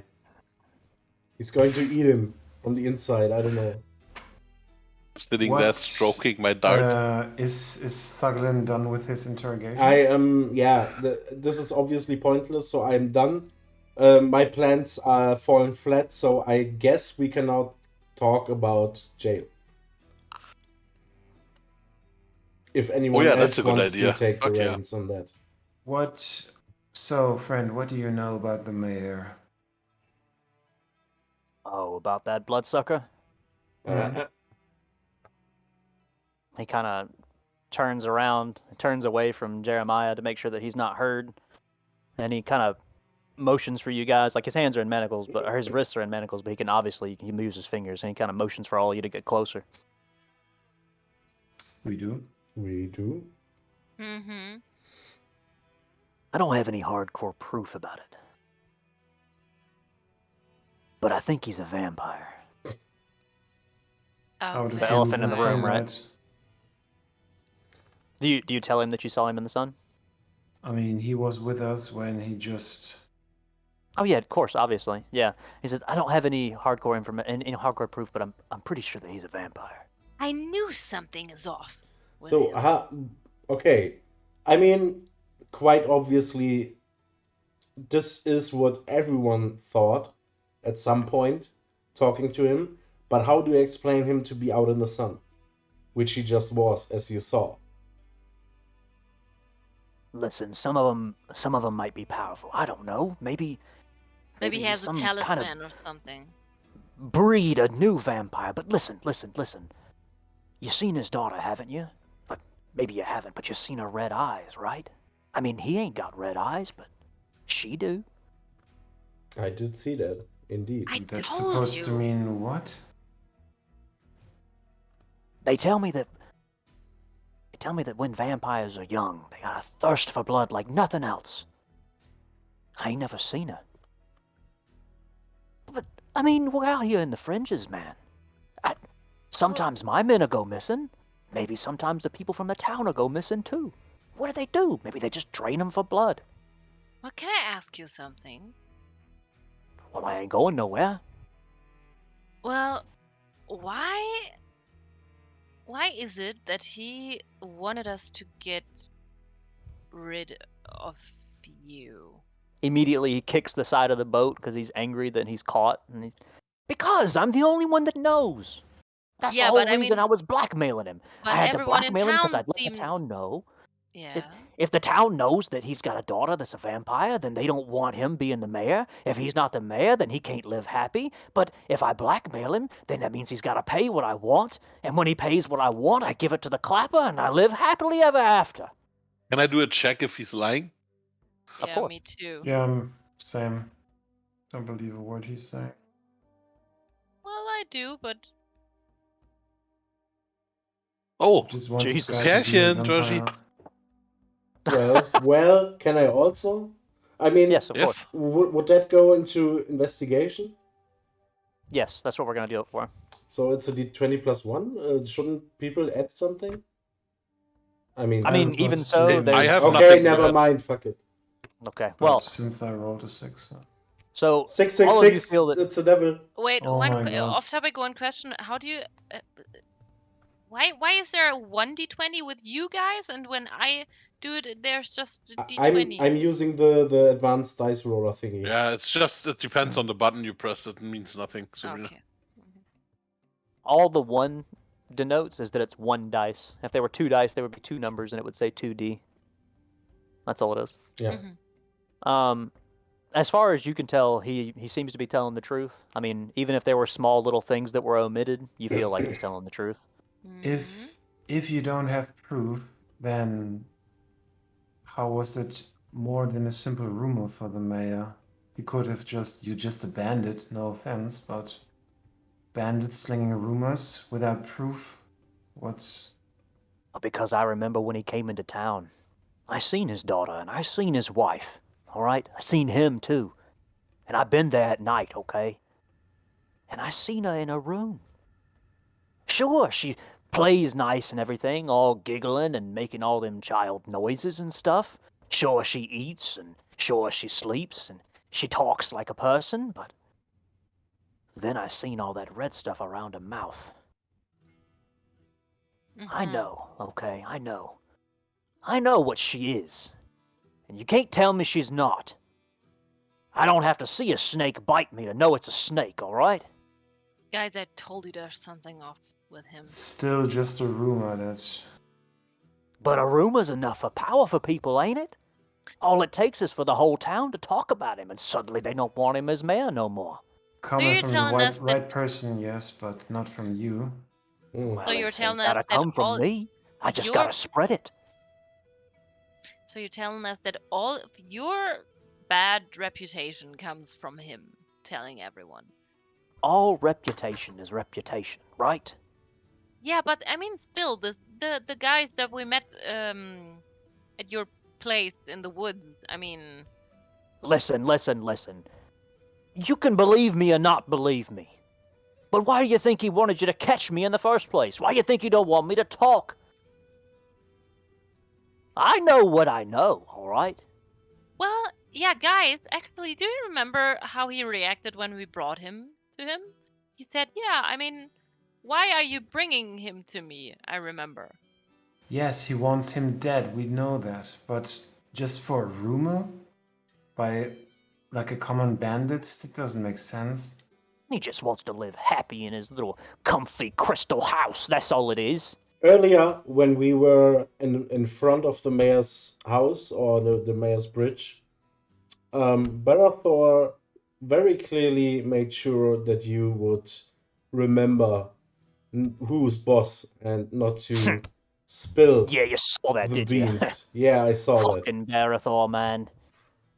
Is this really what it was about, or was there something else? He And spent all night grilling me, telling me not to talk. Don't say this, don't say that. Only spoke if you're spoken to. Kill you if I don't. He said this and that. Said the only reason I didn't die was because he promised you I would live. Huh. and now you Whatever. and besides all that, you just tell us like there's nothing. Well, you said I ain't going back, don't you? I want to live. Listen, mean, if it's one guys, one, it's just to I've- live, all right? This guy already stabbed me in the damn throat. This is enough. There's no vampires walking around in the sun. Let's just throw him overboard. How about it's only his daughter that is a vampire? And if only his daughter is a vampire for some reason, that would still be a thing that he could be like blackmailed for, that people would not like in the town, and Sure. that still might be an issue. He might like feed his daughter with like some bums from the street, or like people that were thrown into jail or whatever, and nobody would know about it, and that might be a huge issue. I told you them people had gone missing. My mates too. Beliana's taking a look to Saga and thinking out loud. Saga, I mean, you seem to have had a problem with that guy that was following us now, pretty dangerously. And you are very easily ready to throw this man overboard who's just telling us that our former boss is lying to us. So, what is wrong with you, actually? I don't meddle in other people's affairs like that. And I've made no secret that I want Parthel dead. And this guy who was following us, that's not for me to say, and I won't. I don't know. I would like to go one more route, if that would be possible. Yeah, Okay. One more. Parthol, What? one more route. Threaten him Parthol, with what do death. you think is going to happen now with you? Oh, that's a good one. Well, I mean, I guess we're going to Tearfall, right? That's what you said. So, I mean, I guess I go. Okay, and then we just go walk into Tearfall, and then we shake hands and goodbye, and you live your own life. Well, I mean, fucking Barathor ain't even give you the goddamn keys to me manacles, so... I mean, I guess I'm stuck with you for a bit. Okay, I tear his manacles. Tear them. Yeah. Okay, you're just gonna rip them off. I just tear him apart so that he basically is free, to show him that I have the I'll need power. a strength check. I'll need a strength check. Yeah. I'm not enraged. Am I still enraged? You are still enraged. Well, So you then get I have advantage. advantage Yes. and +2. So no, then you would roll no. again. I've only advantage. So you'd roll again. Fuck me in the ass. So as you reach down and you grab his manacles, you pull on them, and Parthel's kind of he's like, hey, what are you doing? And even though I'm you're pulling, dropping they it. don't actually come apart. Wouldn't I still You try have again? I'm plus dropping out of 3 and sweat. plus 3 and plus 2, like proficiency and Yes. plus 3 strength, so it's actually 50? Well, I mean, yes, you would have +2 on it because it is a roll, yes. But I will still want you to try again because I think that it's very funny, and you're going to succeed in the end. It's fine. There we go. All right. Okay. So, as everyone saw, and you kind of struggled at first, but the creaking of the chains between it, almost like that metal on metal grinding, like brakes squeaking for a second, and then immediately, just this loud bang as the iron rivets just come apart, like right in front of everybody. Okay. And a little bit of metal just flies over to the sides, and now he's got basically just these iron wristlets and chains, and you're holding both of them like little leashes on his wrists, and he's kind of looking at you wide-eyed. So, as I showed him now that I basically was able to free him, I want to show him next as I'm grabbing him by the throat and pushing him into the wall, crunching down on the basically scar tissue that the sting from Saga's blade through the back of his like neck was, yeah, and want to intimidate him and make sure that he knows that as I have the power to free him, I also have the power to just end his life right here, right fucking now, if he does not tell me 100% of the truth, what the fuck is going on. And I haven't, yeah. He's just kind of like flailing, like his hands are like going up over the back of the boat, you know, like because his head, I'm imagining his head being like down in like the curved, like not the bow of the boat, but like the curved foot of the boat, you know, like his shoulders and his neck are just like pushed down there, like being held by Thuglin's foot. His hands are just like reaching over, grasping the side of the boat as they're going. And Jim, hey, what's going on back there? What's going on back there? And he's just it's like obviously gasping for breath, like trying to actually survive, basically. Yeah. You just hold him down there. I mean, he can't speak. I basically tell him, what I just said earlier. Right. As you saw, I can either free you or I can fucking break you. You right now tell me 100% of what you know to be the truth and not as what is assumption. And if you do that, or if you don't, decides the fate of your life right here, right now, with an intimidation. You don't even have to roll it. This man is scared shitless. If he was scared of the clapper, he's definitely just as scared of you now. Okay. So he's just... I mean, you can see that he's trying to speak, but he can't actually form the words in the way that you've contorted his body, just basically standing on his throat and his collarbone. Well, and Jeremiah looks very concerned at the front of the boat as he's rowing now. And he says, I can't breathe. I mean, he can't even speak. Yeah. If Thuggun continues to stand on it, then he's just going to suffocate. Well, I interrupt him. May I? I mean... I'm loosening up. So he can... I'm loosening he's up a coughing. bit so he can talk. What do you say, Belliana? Yeah, I'm interrupting him and pulling him away a little, and asking him, what do you want? What are you trying here? You ask me? I mean, yes. You.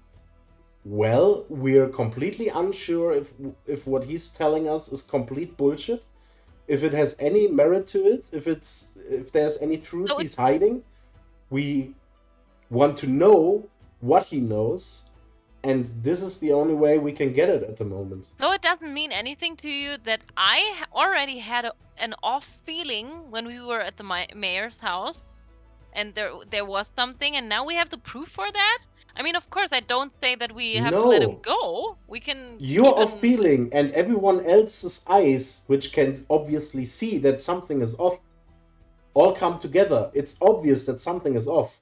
we have to know what is off, or we want to know what is off. And the problem is we don't.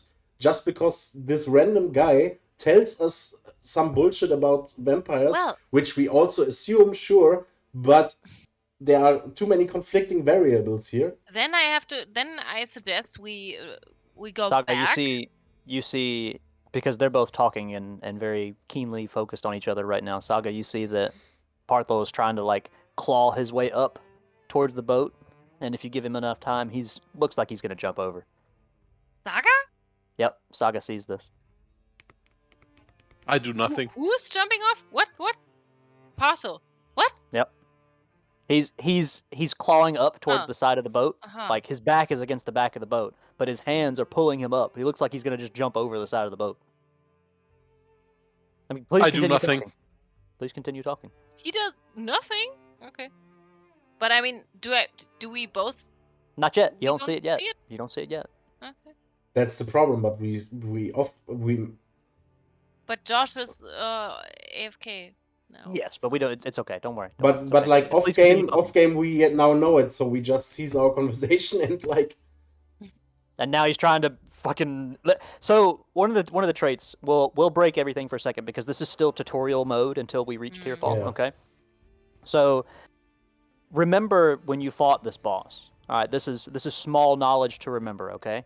Because this is also discrepancy between player and character knowledge right here.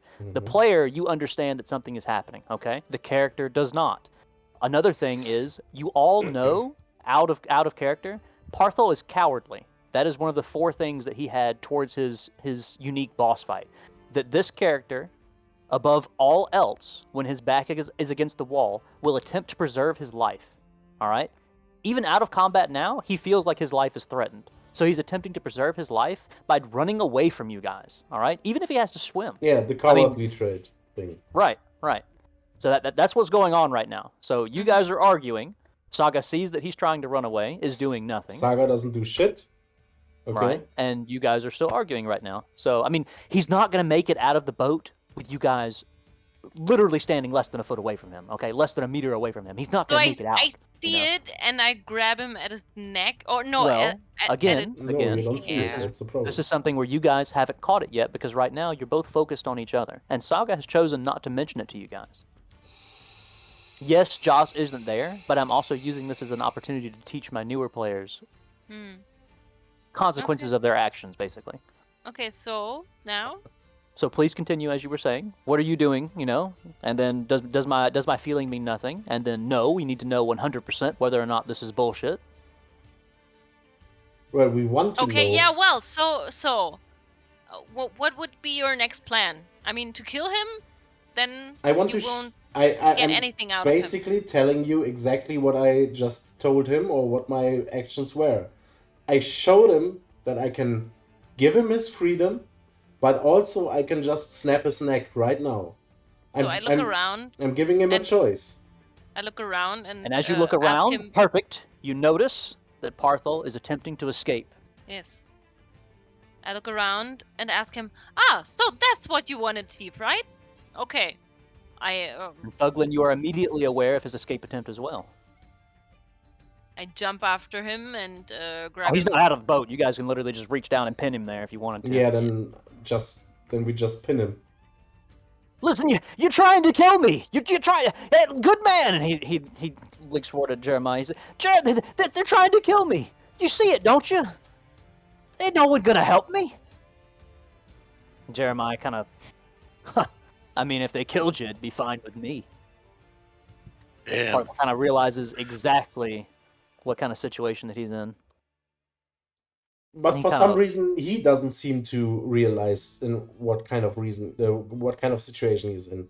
I just Well- told him either I have the power to give him his freedom, or I can kill him right now. If he does not tell me what I want to know, what is 100% of the truth of the stuff that he knows about the mayor and the connected situation, basically. He is looking up at you sincerely, okay? Yeah. Pleading eyes, puppy dog eyes. He does not want to die. Yes. Can I roll for investigation?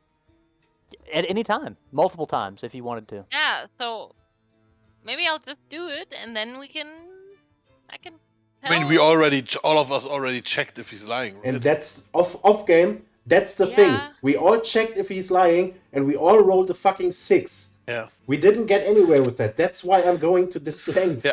Well, okay, so Let- this is also in when you interpret a dice roll. When you interpret a dice roll, and I Mhm. say, I'll always say you feel like he's telling the truth. Okay, like that's not an absolute.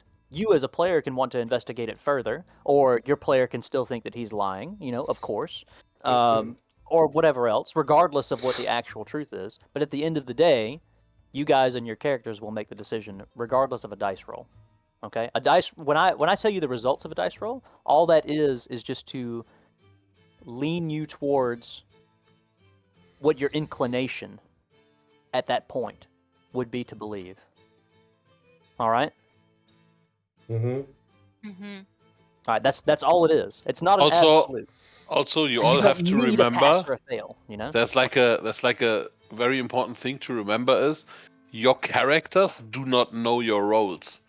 So if you check if he's telling the truth, that is basically your character feeling out if he's telling the truth. And if you roll a 6, you don't know that you rolled a 6. Because that is like meta knowledge, right? You just check if he's lying and you feel like, Of course, maybe but he's telling the Well, truth. don't get sucked into that. The best way to look at it is if you say, well, I want to check for traps. Like this is how. I Yeah, but always try to it is play a it. very important thing because if you don't take this into consideration, you can just roll and roll and roll and roll and roll, and that makes no sense. So basically, your character is like confident in his own like ability, right? Right. But I mean, if you want to go into those nuances, Thuglin would always be suspicious of anything because, I mean, he's been alone and now he has human contact, so he should be suspicious of everything. If you wanted to go that far, and But I always try to explain it as, if you want to check for traps, you walk up to a scary dungeon, all right, and you say, I want to check for traps, and you roll a 1. You're like, well, you see no traps. I mean, there's a trap there, right? Your character knows there's a trap there, right? You can keep rolling as many times as you want until you find one, So it's Yeah, just one of but those things where that makes sense in the situation though. You don't Look at- know that he's lying. Yes, look at the character, read the context clues, make your own Yeah. decision. And that's what I meant. Basically, after we all checked if he was telling the truth, we were talking about it. Yeah. And we were like, this doesn't make sense, etc. Well- like we Exactly. were unsure. And that was the point where I thought we need to... Yeah, I thought you were absolutely right. We checked. We couldn't tell if he was lying or not, basically. Yeah. And then you took the next step. That's Yeah. the correct move, I think. Well, so to get a solution here, I mean, wouldn't it be just an idea to get to where we want to go and then take him with us and ask people there or maybe go back? I don't know. But I mean, So obviously Thuglin's going to do that, Jeremiah. but he doesn't so- want a knife in the back. That's what's happening right now. Yeah. That's what's going to happen. Thuglin doesn't want to close his eyes Yeah. and wake up with Partho with a sword at his throat. Yeah, okay, but we can. I mean, I have a rope. We can. This is a man thing, though, all right? Do Yeah. you see the muscles on him? Do you see the okay. muscles on him? Do you not see that he cracked that manacle in two with his bare hands? He took some iron and ripped it apart with his Okay. bare hands. Bathor. Okay. The man with the bare hands. Okay. So, So maybe I that just leads us should to what is leave happening it now. to you. Yes. Maybe you Thuglen. should just shut the fuck up, yeah? Okay. So I do mean, your man thing. This is fine. What is happening is great. It's good stuff, and I wish Josh's character was here to play off of it, because Josh would Mhm. also play the other side, and he'd be like, "What are you doing?" Because Iva is the goody goody, Mhm. So I this was is asleep good. right now. Yes, this is good though. But and again, this is me introducing newer. Like, you guys are my newbies, right? Yeah. So Mhm. we're introducing you to the roleplay as we go, and this is a very good thing. After we're out of the tutorial, quote unquote tutorial, then this will not happen anymore. So I want you guys to make whatever mistakes or step on each other's toes, and then understand that that's how it's supposed to be. Yeah. I don't want anybody to get upset later because they're like, "Oh, I don't like what you did." That was so dumb. It's not a But that's personal part of what the game makes the game nice, right? right. But if If you I never want to address it, investigate for traps and then John just steps into it and we all take maximum damage, yeah, that's just part of it. And I like it I mean, that way. it's not. It's one of those things where if it's never addressed, it's always a gray area, and I don't want it to be a gray area. You know, I want it to be accepted that this is fine. So that's Yeah, what yeah. that's the point that I'm trying to make here. And as it will catch us up to it, Parthel scrambles around at the side of the boat, being held down by Beliana at this point, and he's listen. I swear everything that I said to you was the truth, okay? I just don't want to die. I mean, I didn't want the Clapper to kill me. I don't want you to kill me. I tried to blackmail him, all right? I wanted everybody to find out that his kid was a little bloodsucker, and then I just wanted to get him out of the town. And I knew he wouldn't get out of the town, so the Clapper wanted money from me, so, I mean, Jail gave me everything I ever wanted. When he gave it to me, I just kept a little bit behind and gave the Clapper what he asked for. Like I said, I just live happily ever after. What, How Not should even we trying to put allow his voice that? down. what about his wife? I mean, I don't know. If she can't be human, right? I mean, if he's not human and the little girl's not human, then why would the wife be human, right? It's just a family of vampires all living right there in Gaylach.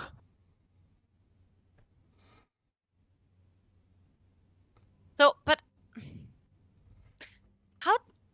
how come you know that? I told you, I was creeping around outside the little girl's window because I wanted to figure out if she was actually a vampire or not. And then all that little giggling, I knew where she was, and she had that red stuff all around her face. You mean to tell me the girl's just got red stuff on her face in a room? Who does that? And He then seems like he's completely frantic at this point. He's like squirming under you. and then he wanted you dead. He wanted me dead because I wanted to blackmail about his daughter. He wouldn't do anything to me in Yeah. public because then he'd have to explain what happened to me. So I started up the bandits and I started extorting him. Hmm. Guys, I don't know what to do about him. What do you mean what to do? Just let me live. Well, I believe you, but we can't let you go that easily because I mean, you did a lot of bad things, obviously. I mean, you can Like, let him being a go, vampire's but not bad.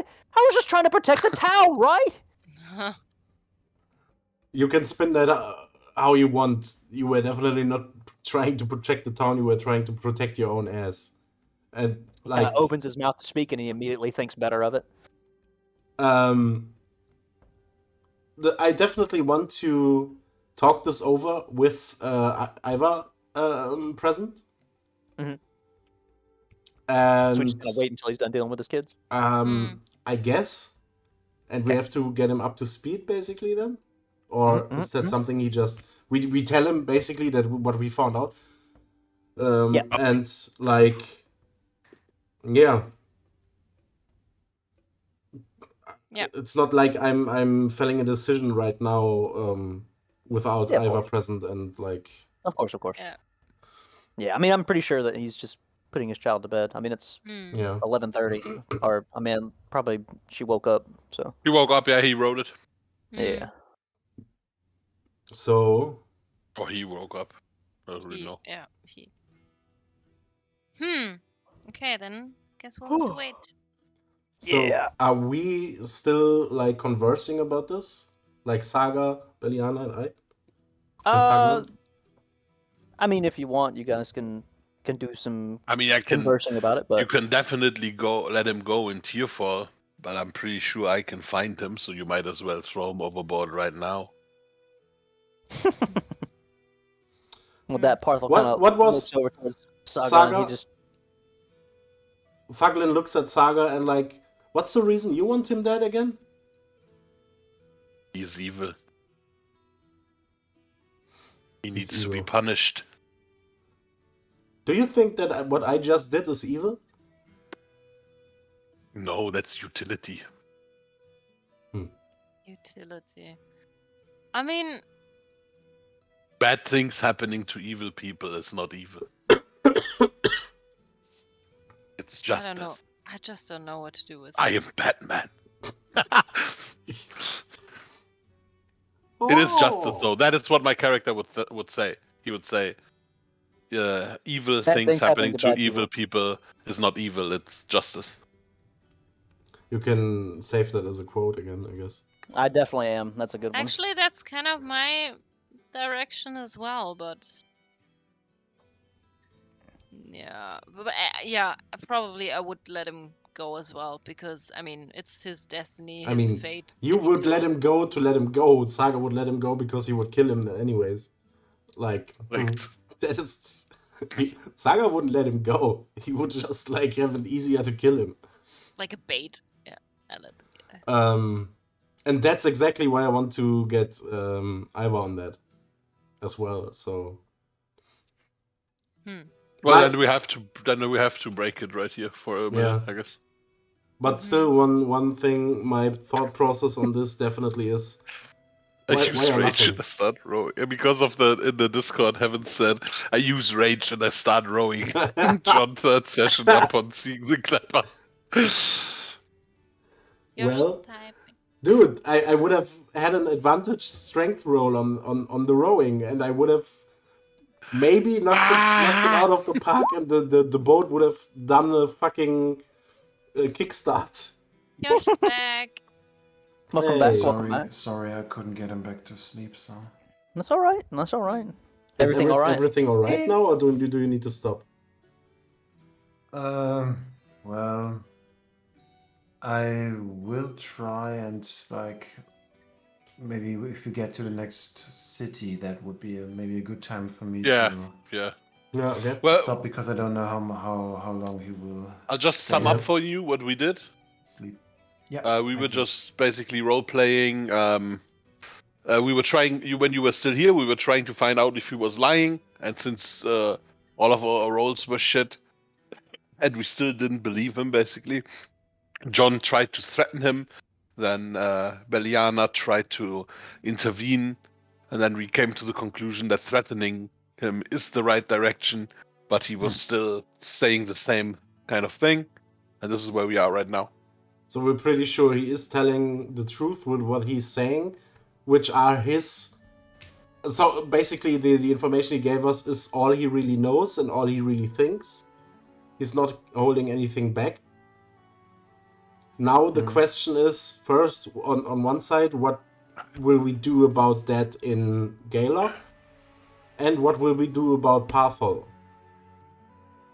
Since I made a promise to Jail that he's never going to see him again, just letting him go obviously would jeopardize that promise. Because you always know how it is, how it ends. You just want us back in there for some reason, and then like Jail fucks me in the ass. Or you know, like Saga wants to throw him off overboard, or leave him, or like set him free in the next town so that he can kill him. That's his thing. Beliana doesn't know what to do. I'm also kind of indifferent right now, and we want to talk about the situation.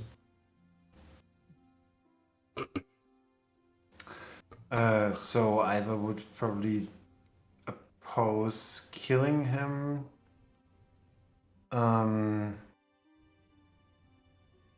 I don't think he will be back in the town. I think if we let him go, I mean, he lost his whole gang. He just Maybe let's just throw him he overboard. he just bailed on his contact, who is like a very dangerous individual. I don't think there's anything left.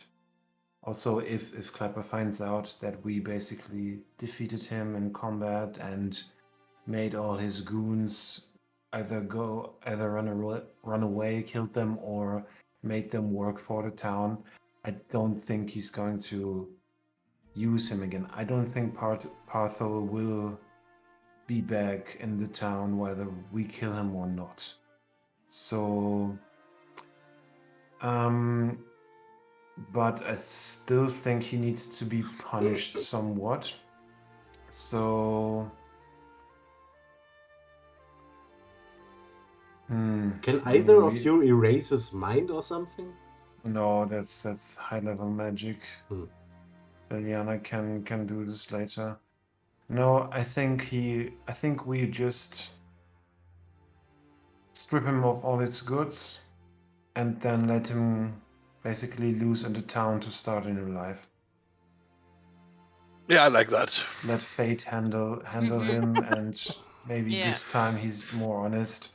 But Ivar would probably press that if we should see him again and he's still trying to like extort people, or again trying to do that, she will not once again protect him from Saga. You do realize that letting him free in the town will basically mean he's dead anyways, because Saga's just going to go after him? I mean, we are with Saga, so that probably won't happen. Well, Never you don't know sleep. what Saga's doing at night, so. Never rest. If he's not taking long rest, then he will be exhausted the next day, which means we will probably notice it. Unless he doesn't have to sleep somewhat, but I doubt it. Plus, Well, okay. if the guy has, I mean, to be honest, we don't. I mean, we are not Saga's bosses. If he wants to go out and kill people, Ivar would make it very clear that she would not approve of that, and either will try to fight him or will not work with him again. So Thuglin goes to Barthol, looks him in the eye, and asks him, if we decide on letting you go in the next town, what will be your next course of action? What will be your future? I mean, I don't really think that far ahead. I just, like I said, I want to live whatever way I can. I just don't want to die. Who knows what happens on the other side? Worms all eat your body, and I mean, that's just what happens here. I mean, what about a soul and stuff? Let's say you Maybe come I'll along. learn. Let's say you come along some kind of, I don't know, contractor that gives you a contract to go to Gaylord. Would you accept I mean, I it? ain't going back there. If I go back there, I'm likely a dead man. No, listen. If you go back there, you are a dead man. See? You have to ingrain that into your mind. This place, Consider it already known, the boss. surrounding area, you will never ever fucking touch that again with, like, miles. Hundreds of miles. I mean, I swear on me mum. Or maybe Me mum. maybe not me mum. He kind of think back for a second and he says, I swear on me. Me. Swear on me. I won't go back. That's worth quite a lot.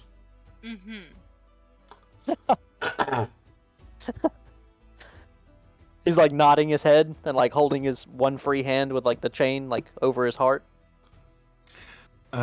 he will feel like a small hand on his shoulder. He turns to look.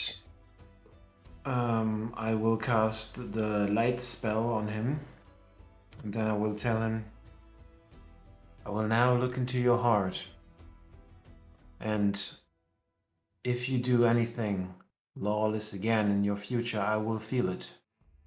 And I will send Saga after you. Will I make myself clear? No, don't send that thing after. Don't send that man after me. He done killed me one time.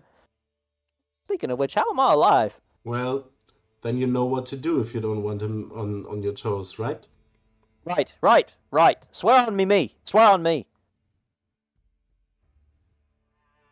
All right.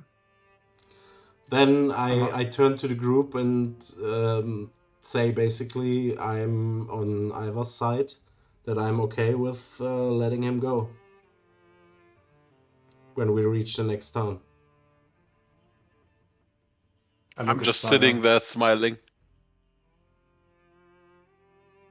I mean, unless you got a reason we shouldn't let him go. Mr. Oh, Rogue. I have got plenty of reasons, but it seems like you don't. Well, enlighten us then. Well, I already did. I stand by my reason. He's evil. Well, you didn't say anything, really. Oh, I did. I did. Yeah, that you said you want to kill him. Yes, When he, as Because soon as he's yeah, but evil. why should you? because justice for the wicked. Ugh. So Yeah. you don't. He's So you stripped of all his you give every belongings. so you give every human who did one or several bad things just this one. Well, chance. once I have decided if But someone how is evil, one chance? then they deserve to die. Okay, so you don't believe in people changing. Oh, I believe in changing for the worse. And you do believe that your law is the only law. So I don't if believe in laws, I believe in justice. so if Then your either of, justice is the only correct justice. so if one of us does I'm not something making you kill him. wrong, you would kill us too? Maybe. Let's assume for a second. Yeah? Someone tells you like, there's this guy, he killed and raped my mother and my sister. Yada yada. You go over there, you kill him.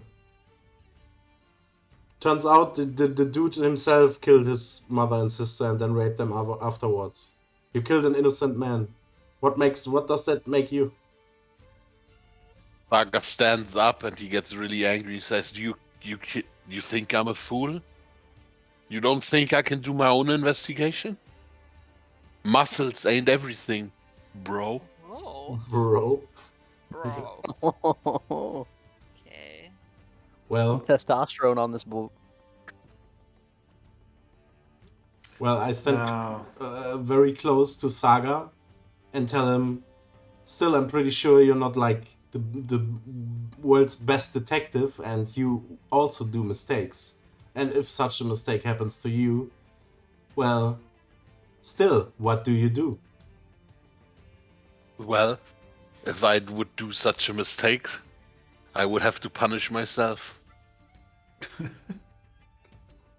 At this point, Iva jumps up. Can't we all be friends? no, but Iva we can't. would stand up and stand between the two. Because she's a halfling, she can do that. I have nimble, so I can move through your spaces Okay. without being blocked. I just want to mention I'm 150 in height. Yeah, I'm smaller. Okay. She just stands between you two. Now, I have a question for you, Saga. Is death the only punishment, or would there be other punishments fitting another crime? Saga is gritting his teeth. I'm tired of this discussion. Do with him as you please. Me too. Oh, we will. I'm just trying to find a compromise that not ends up killing a man who has lost everything and given up. Well, I'd suggest just throw him overboard. Wie du einfach plötzlich noch schlimmer bist als ich. Saga just sighs and says, I won't kill him if he does no more bad deeds. Thank you. But just so you know, it's not because I'm wrong, it's because I'm tired of this. Sure. So we're all in agreement then? Can I roll We strip him to of his find out if belongings? Saga's telling the truth? Yeah, you can make a roll if you want to. Well, but if he doesn't, what then? Saga doesn't even. Fa says he doesn't even resist. So I mean, everything that you say, everything that he says, 100% at face value. You don't feel like he's lying at all. Okay. We strip him of his belongings and then we let him go his merry way and try his luck in Tierfall. Merry way. All right. There should be punishment enough. So, what does he have on him? Yeah, Nothing. we completely He was stripped the him. night before.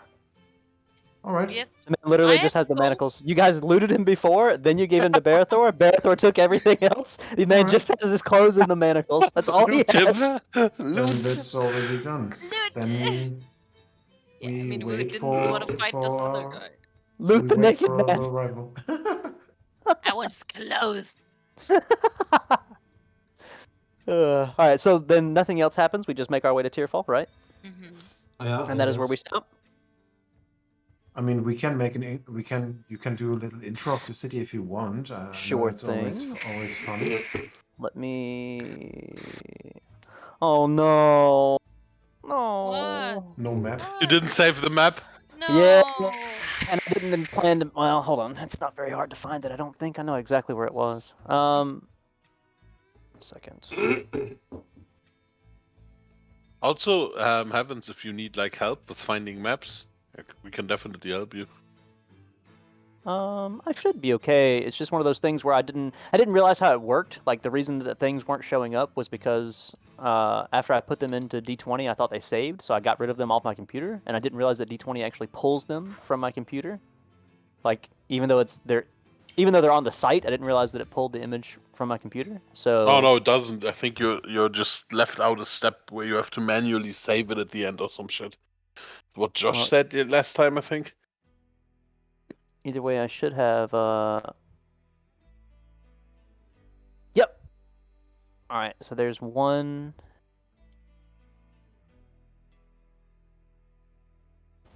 Sorry.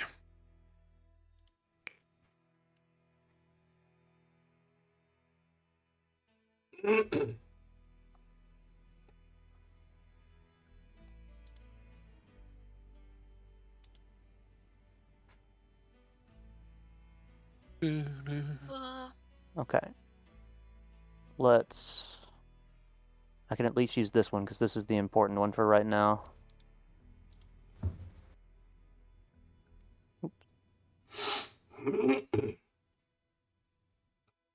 Josh, Upload. I'm gonna post a map in Discord. Do you know what the people use to make these maps? Because the houses, I see them all the time. Like the houses look the same in a lot of the maps. I feel like this is like some kind of engine used for that. Um, I think that's actually the wrong one I posted you. Oops. yeah, this looks This quite is hand drawn. hand drawn, yeah.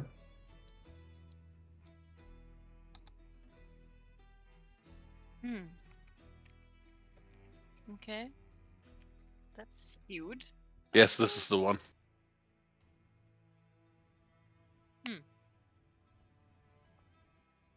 Uh-huh. I The think city I of think I found Gateway. it. Oh. Yeah? Incarnate. Incarnate is a popular. It's the same thing that software. Craze- Seems pretty fucking crazy. It's Is the that same the thing thing that that Grade showed me. created? Yes. Like if you scroll down, this looks very. Yeah, that's the houses. Yeah. That is the houses. Wow. Perfect. I wanted to make some maps, like Uh-huh. maybe do a campaign on my own sometime. Okay. All right. Well, let me send this to the map layer.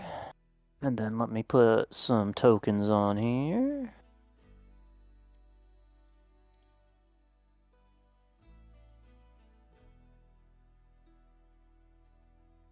Pricing.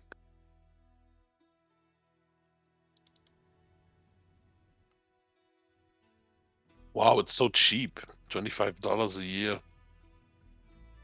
Oh, it costs something? Isn't there a free No, version? the free version is 900 assets Oh, you can use, and the pro version for $25 a year is 20,100 HDR assets. fuck. That's pretty crazy. But like 900 assets you can place, or 900 you can use? No, it's like the you have 900, you can use 900 different ones. Okay. So it's more basic. Yeah, but should still suffice, right? Yeah. For sure. Right. With this, we at least have our city center. Where are we at here? We are Zoom. Wee. All right, look at there. Okay. Map restored and somewhat made in less than a few minutes. Ooh. All right. Nice. Now,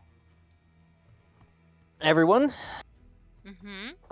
as Jeremiah takes all of you along on a wonderfully choppy boat ride, you start to notice a city off in the distance. And you know instinctively, all of you, that it is a city because of the fact that there are pennants flying in the air. They all have a house crest on it. The only one that would really know would probably be Saga, but we'll get to all of that if he chooses to actually investigate. So they fly the crest of the family that basically lays claim on the city above the highest keeps of every crenellation from this water fort that you can actually see. Sorry. Tearfall is not a militaristic town by any means. It is a town meant for trade, and the reason that it is so successful is because it is at the mouth of the one river that feeds so many other towns along the way. You came here by ocean, okay? And because it is the inlet to all of the ocean trade, that is what makes the city so prosperous. All right? Everything about it seems bigger in size and nature. Thuglin probably feels like this is so stifling and so insanely different from the Styx that was Gaylock, okay? This place is massive in any kind of way, shape, form. It's not metropolis level, all right? But it is definitely large city level, okay? Mhm. It's not capital level. It is definitely center of trade level. There are a lot of cultures here. There are a lot of it's a melting pot basically. Imagine this to be like New York City, okay? That's what I can try to say it like. Um,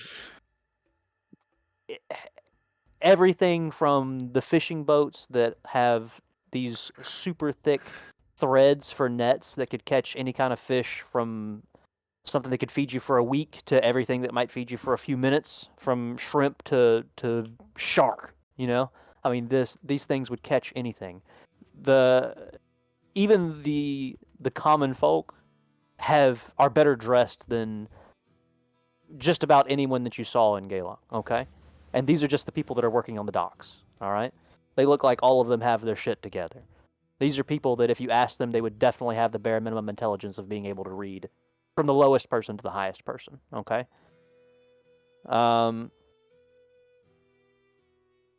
There is a security team that's I'll call it a security team. There's a guard that's on the dock, all right? Basically just people to check people in and out for what's going on, and that seems to be exactly where Jeremiah is rowing to. Okay. Well, looks like we're here. You guys are approaching. You haven't actually landed yet, but you're approaching. Jeremiah, do you by any means know if the entry into the city is just free for everyone? Do you need a reason or? Oh, I mean, I've brought people here plenty of times. I mean, as long as the guard checks you and nobody says you've done any bad deeds, you should be fine. That's great. Thank you. He kind of nods and continues rowing. Well Do you then. guys just let it happen? Or is there anything that you guys want to check? Iva would probably look around with like big eyes because I don't think she has been in such a large city before. Yeah, Thuglin definitely has kind of a kind of an uneasy feeling as he sees the large city, the amounts of people. Like the situation doesn't feel comfortable for him, and I'm turning to Jeremiah and ask him, "Do you know anyone by name? Does the name? I mean, first of all, what?" No, Ogre's saying don't tell him I know the family sigil, but I mean, all it is just like Ogre has like city smarts. Like, I mean, Belliana would probably know it if she really wanted to look. She could make a look at it too. I mean, this is the people that own the city. I mean, who doesn't know people that own the city? Only people that aren't from like Yeah, I actual city mean, places. for me, it's not. It doesn't make an impression because I mean I know big cities. This I don't town know. has no. Yeah. I don't know what you typed in chat was. To whom was Oh it? no! I see what you're talking about. I see what you're talking about. No. I nothing. I mean, Ogre is under the impression that this city means something very important, other than the fact that we Yeah, know I asked him things. because he mentioned the flags thing, but then he cleared it up. It's fine. Okay. I thought this was Yeah, like, it's directed to not- me, and I was thinking, I'm from the city. Wait, what? No. No one. Literally no one. I will metagame right now and tell you that none of us are from this city. Okay, yeah, all right. No, so yeah, Me, it I seems still familiar, so. I'm asking Jeremiah if he knows somebody by name in this, if he has some contact or some people, someone that he knows here. Oh, I So mean, is the harbor on the right of us, like on the map? Basically. it's behind you guys. So Yeah. these little carts and everything, just imagine that to be like where the dock ends, like where the Okay. wood planks of the dock and the piers would end, and that Mhm. just comes up. You know, you'd pass through that little house right there, and then you guys, like, you would pass through this house right here, Mhm. Yeah. and then you'd be out here. Like, this is basically customs check in here, you know? Mhm. Oh no, not customs. Of course. Do No, you have the key, Owen? illegal animals, What? right? Yeah. Do you have the key for the office? Yeah. I need to get a graphics card. Oh man. All right. So, as you ask Jeremiah whether or not he knows anybody, he just kind of shakes his head. He's the people that I deal with are just the people that want to buy fish. Usually, I sell my fish here and then turn around and go back home. Okay, so that's a no, basically. All right. Well, I'm fine with continuing to dock. Me Can too. I we? can't wait. Yeah. Can we also? We can ask him for a tavern, maybe in something. Yeah, I mean, he would know. Even if you talked to, whether or not you asked him or you asked the people that when you got off. Okay. Jeremiah Yeah. Let's himself, ask he someone doesn't else. actually stay there. Yeah. Okay. Let's ask someone in customs. They're you always go. friendly. Always friendly. So we just dock, right? Mhm. If anyone Alright, so else as we has nothing? What? What's that? If nobody else has anything? No. Mm-mm. So as we dock, we make our way off. The guy at the dock ties you off, make sure that the boat's safe and secure, and kind of helps Jeremiah off and extends a hand to help all of you off, and also even Parthol, even though he notices the things around his wrist, but he doesn't say anything because he sees a lot of crazy shit. So whatever this guy is, you know. Hmm. And he kind of looks over. He seems like him and Jeremiah go into conversation about the fish. They seem like they know each other, and even though he's a guard, he's no longer paying attention to you guys. All right. Everyone looking at Thuglin. So I'm the leader of the group now, right? Let's go, kids. Let's don't. Daddy Thuglin, what do we do? Well, Thuglin. I guess we just move on into customs and check the corners that no scavs are around and move on. All of hear a these grenade are pin Tarkov click? jokes. I'm very sorry. You hear a grenade pin click? Yeah. It was actually across the map. Wonon Zuka. No, yeah, we One. just move into the customs building, I guess. Yeah, we have to check if they hold You us guys up. gonna move off? The guard kind of looks over. So hey, Jeremiah, friends of yours? He kind of nods and he says, "Listen, just make sure you check in when you go inside, okay? We got some stuff to do over here." All right. And they're very interested in the fish. Yeah. Okay. Sure. All right. Have a good day, Jeremiah. Thank you Jeremiah very kind of much. waves to you over his shoulder. Be safe. Yeah. Bye, Jerry. All right. So as you guys move in with Ethel and Toll, he is making sure to stay very quiet at this point, whether it's because Yeah, well, I try to make Parthol know that he should not wave his hands around with the cuffs on his wrists. Like stay a little bit under the radar. basically. Yeah, he understands. He understands exactly what you mean. I mean, we can put something over his head. Hey, This we want to this is have a, completely obvious that he's. I want to have a look at him probably. So He just takes a bag and puts it over his head, a cloth sack. Yeah. Now they can't Drops see some him. eyes on Who's it. this guy? Oh, he doesn't have a face. It's fine. Yeah, I know he's Something happened to him in He's the war. gone. Oh gosh, man.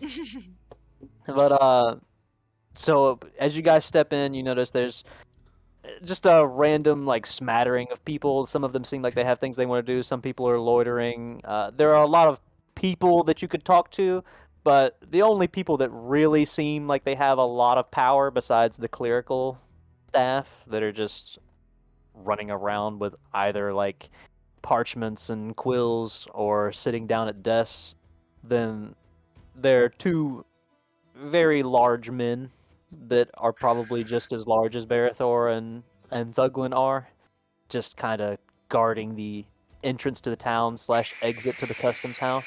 Large Making as in sure that- muscly large, not height. Large as in muscly large, yes. Large as in if you pushed them, they would not move. Mm-hmm. Large is in problem. Guarding the door, as we shall say. Okay. Mhm. Well, what? Looking around, what would be the most obvious place to sign in at? I mean, Well, immediately to your right, there are clerical staff, and walking all around, there are clerical staff that could probably help the group if they wanted to ask. Likewise, you could also walk up to the two large problems at the door and ask them if there were anything. You could go around and ask somebody outside what you're supposed to do. No one's actually given you any direction, and you haven't asked. So, well, I'm going up to one of the clerical staff and Okay. ask them, hey, we just arrived. We would like to sign in, if that's possible. oh, yeah, are you passengers? This is a very not well-to-do man, but one of the nerds, we'll say. You know, one of the rulers of the world as we know it, with their long, elongated nose and glasses that are shoved firmly up their forehead. That way they can see with all 6 of their eyes, not just all 4. Much like me. Oh well, we are just tourists, you know. He's immediately taken back with, "Oh, Taurus, right, Taurus. Well, I mean, you guys don't have a record or anything, right? Like, no crimes that we should be aware of?" And he kind of looks over all course of you for a not. second. Nope. And as he looks over all of you, well, I don't see anything. I mean, he's a very big guy. You tell that he's definitely talking about Thuglin. of course. Of course. Yeah, he has an ego problem. I. Well, I mean, ego or not, I mean, he could probably crush me with just that. How is it an ego problem if everyone says I'm big? I'm not saying, like, look at me, I'm big. Just because I'm flexing my ass muscles now and then. Yeah, You tell me this is set in character. he does Yeah. that. He just has to do that, you know. Gee, I But wish I he's had nice. ass muscles. And he kinda turns in and looks at himself. Zaga whispers, maybe we should let Iva do the talking. Giving Iva? him Excuse me? What? rolling eyes. That Is that would like be a plant? me. Down here. Oh, hello? Hello, sir. We are just passing through your beautiful town and would like Yeah, to. tourists, right?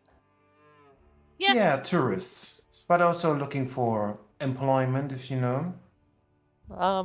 Well, employment, I mean, that depends on what kind of job you want, I guess. I mean, there's lots of jobs. I mean, what are you good at? I just point at our captive. We are, let's say, we are good at acquiring people. Well, I'm good at anything, actually. Oh, say no more. Say no more, actually. And I have an ego problem.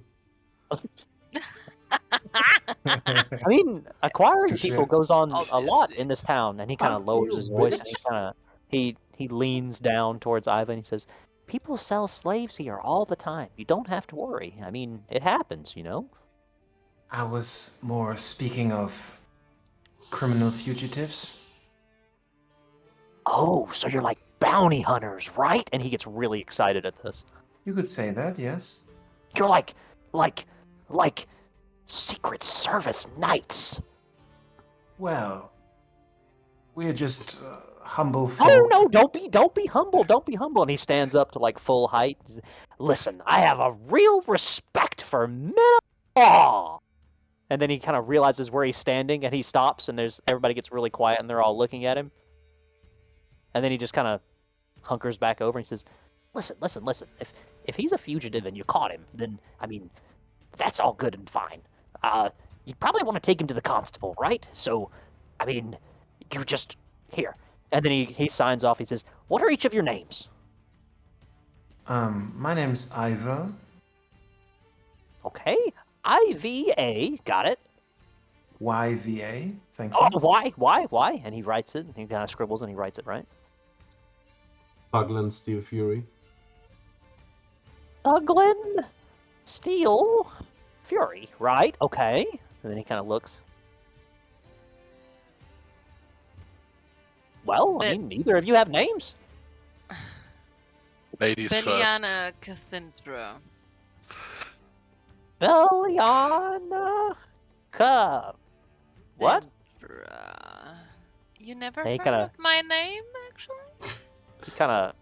Thugland Do you want to make a roll on that? Thugland's shaking his head like I'm the one with the ego problem. Oh my gosh. Yeah, probably in these areas. Hey, do you No, want to make a roll area. on it? Do you want to make if you want to make a roll, we can definitely see On what? whether or not he knows your family name. Oh, yes. Mm-hmm. Oh, okay. No Well, name. Well, I'm I not can't famous. I can't say I've heard of you, but I mean, Well, maybe that's a good course. thing, But yeah, just write down my name, Beliana Cathindra. he just kind of shuts up and doesn't say anything else and keeps writing his. And how about your name? Saga just pretends to talk in an absolutely German accent and goes like, "Mein Name Jan Jansen." Random. Sorry. It's not random. Yeah, Jan Janssen is a character from Baldur's Gate 2 that is one of the best characters ever, by the way. He's a gnome that is a thief illusionist. Mm-hmm. There you go, Sabrina. Get So- absolutely dunked on. As if I just think As it's very if- funny. Saga knew that. What? I just think that it's insanely hilarious that that was the random name that Fa just chose. Anyway, he says, "Oh, okay, right, Jan Janssen." And he writes it down. And he says, "And who are you guys traveling? Who are you transporting? What's the name of the miscreants?" That's Well, it's just some criminal from. Well, no, I have to know. I mean, I have to know. What's his name? his name is Jimmy Fleabag. Jimmy Fleabag. He doesn't even question it. He just writes it down and just like with his pen, like with the quill, he just just like shoves it off the side of what he's writing off the parchment. Almost like rips the parchment. Like that's done. Like he finished it. He's so excited and happy that it's over. Okay. All right. You definitely saw that Ivor just wanted to say Parthor. What was that Yeah. you were gonna say, Miss? Right, what he I'm- said. Right, Jimmy Fleabag. Well, another man gets what's due.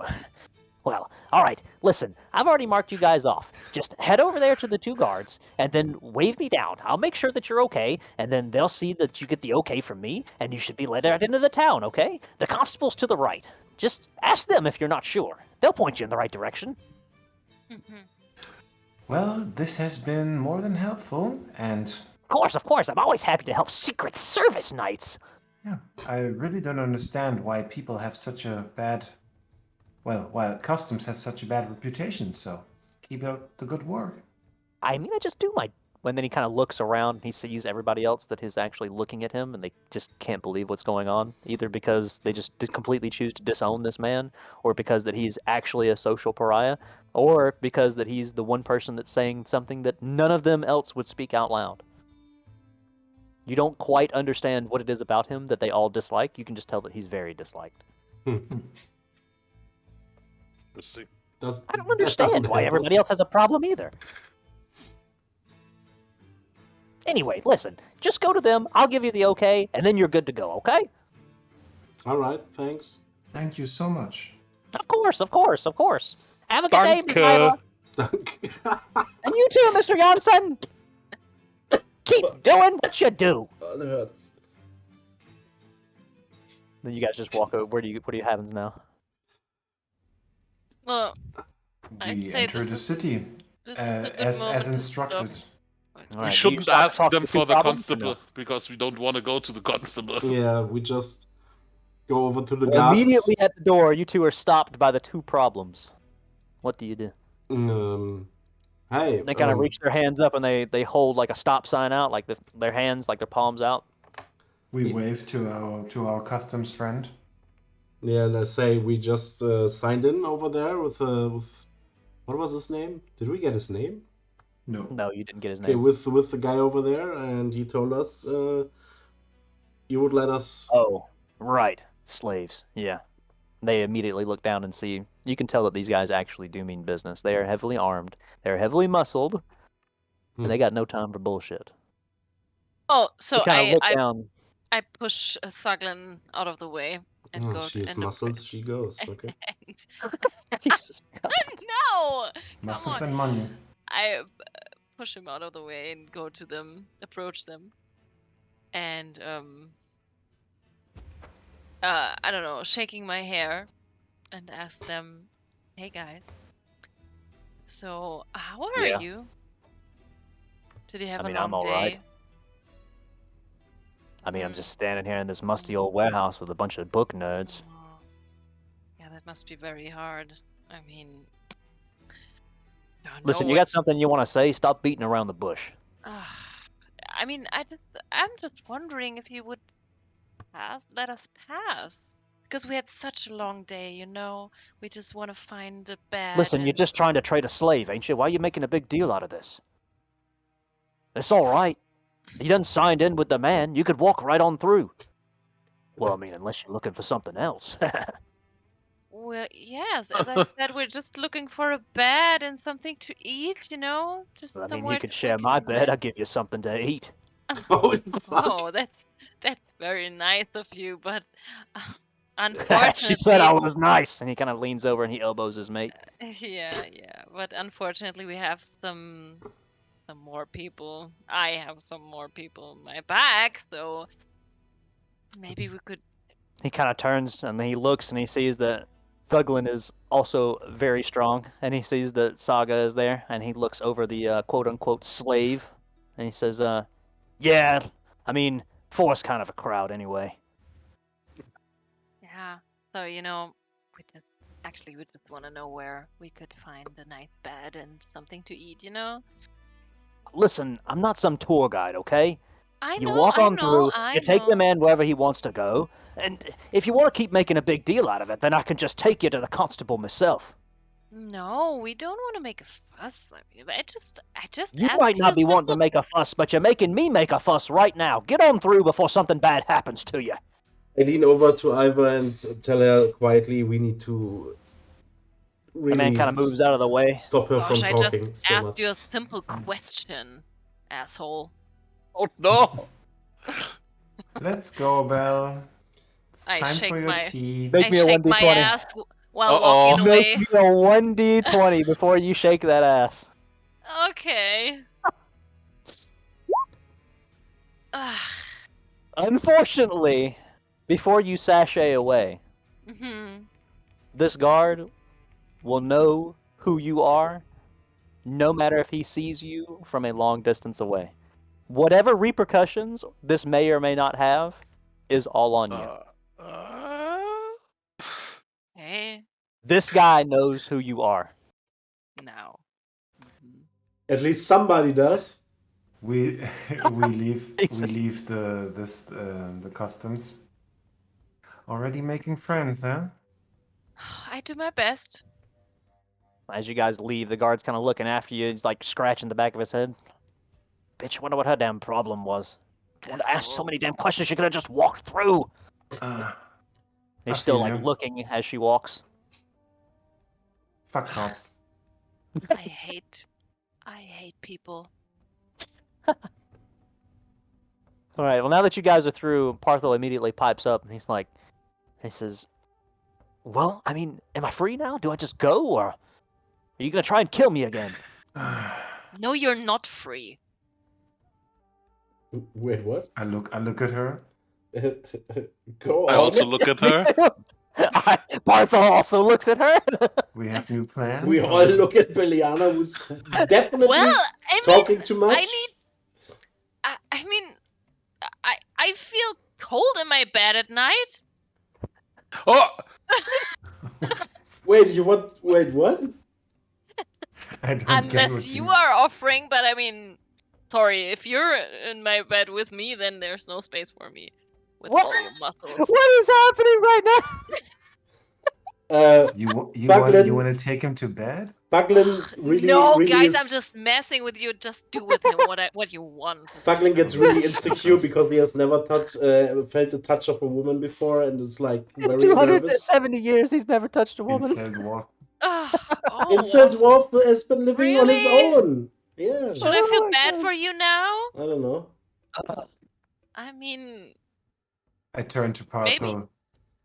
You are free, but I actually didn't know that this was a slavers' town, so I would be very careful if I was you. Don't know much about the town, but if they manage to snatch you up, you will find yourself in company that is much worse than ours, probably. Right. I don't know. Well, I mean, big man, can't you do something about that? And he kind of lifts his hands up, his wrists up towards Tuglin, like expecting you to like pull free the manacles that are on his wrists. I mean, I can try. Well, Do Are we you not have a gonna? key? no, fucking Barathor still has it. No, I don't have the key. But like, I mean, we do have a rogue that maybe could lockpick them. Maybe he could. Looking at Saga, If who he's in the probably mood. doesn't want to do it, but hey. well, Saga is just really at this point tired of this whole story arc with the guy, so he pulls out his thieves' tools and tries to lockpick the locks. All right, make me a nice little d20. Oh well. Hmm.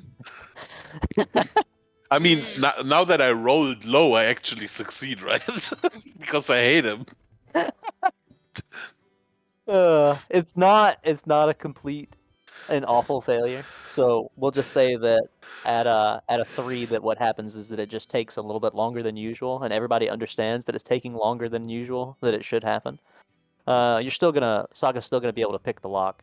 It just takes, instead of 2 minutes, it takes like 5. And then immediately, whenever Saga finishes, the manacles kind of clatter to the floor, and he says, "Well, I mean, you may have killed me, but I guess you're not all bad. So I'm free to go now, right?" And he kind of takes a few steps away. I'm making a step towards him and make sure that he knows, that he remembers what we talked about, that he's Listen, I'm not gonna go back to the town, all right? You just let me go, right? I'm good, right? You leave and you will change your life for the better, because otherwise Ivar is going to know, and then you know who's coming. Right. I swear on me, I won't. And then without a word, he just turns around and he bolts. Just, yeah, sorry, not the whole group, but he just bolts. Okay. Which is oddly enough in the same direction that the constable's office is in, but... Well, And then, unless anybody tries to stop him, he will disappear. 3, 2, 1, he disappears. he all right. probably won't make it all too long, but well, That's his This was a problem. good idea. true. Well, we have somewhere to be. Mr. Thuglin? Somehow I don't get the cues, really. Well, first of all, I'd say we go to a tavern and try to find out about the name that I was given. Do you remember the name, or should I Yeah, tell I you do again? remember. I actually tell you guys. Okay, listen. So the name that Jael gave me is Rogan. Rogan seems to be the contact from the Information Guild, and this is the guy we're looking for. Uh-huh. Okay. So? All right. Now I Super. actually don't have a tavern made, but if you guys want to go into a tavern and try to pick up information in there, you can. Likewise, if you just wanted to ask on the street and see if you found it, you can. I But I mean, don't I have full think we streets might made might either. want to stop here for Josh. Yeah. Okay. And That for me. would probably be best, yes. Although the little one. And we just freeze it here and then go to the tavern next time. Yeah. All right. Mhm. That Sounds would be, good. Would be great. All right. All right. Then there are a couple of things then, if anyone has time to sit around and talk, because there are definitely a lot of moral choices in this one. Yeah. One-on-one talks. They can be one-on-one talks. The only one that I think we actually need to talk about is probably Saga. Yeah. Oh boy. It's probably the only one that we actually need to talk about it because Yep. and everybody else is kind of making their own moves, you know. I mean, Thuglin is pretty much holding true to his alignment, so there's nothing that we really need to talk about. Saga definitely could have done some things that would have changed his alignment in this one, or not changed, but made him lean towards other things. So, other than that, we're all good, or no experience was I'll gained. definitely go for like a short one-on-one session. Okay. So? Then with Guess that, I that's guess we it. will wrap Also, up I our think third I session. think maybe Beliana should get 5 XP for shouting the guy out of midair. Just saying. Yo, that It was was a that nice little was shout. yeah. I got to give you that one. That was good. That was good. We can Yeah. give you some RP points for that one. I'll give you that one. That Can definitely I- You mean the guy on the door? At the doors? at the dock. No, at the no, dock. at the dock. Dog. Clapper. Yeah. When you Yeah. literally shout, when you dissonanted him out of the air, Yeah, I mean, It's a folded him normal up like a day. chair, as we say. Yeah. Okay. We should who should could say no definitely to me? go back there. I mean, many people, as it turns out. Yeah. I definitely keep in would mind- would like to talk to you one-on-one for 2 or 3 questions, Sevens. Yeah, of course, of course. I have time for anybody that wants to have time. Okay. Okay, so I guess that's it for the stream, I would say. Yes. Should we try to talk about like next time, because next weekend I have no time. Okay. Yeah, so we can talk about that. All right. later So then, on. before we go, we should try to plan our next time. So next weekend is no good for For Ogre. me, yeah. So when you say so next weekend, next Saturday and Sunday, or what? Yeah, I'm for kind of everyone in the I'm kind of stream, fucked. thank you for watching and see you next time. Bye, guys. Bye Bye bye. bye. Likewise to the stream. Thank you very much for tuning in. Goodbye. Bye, John Stream. We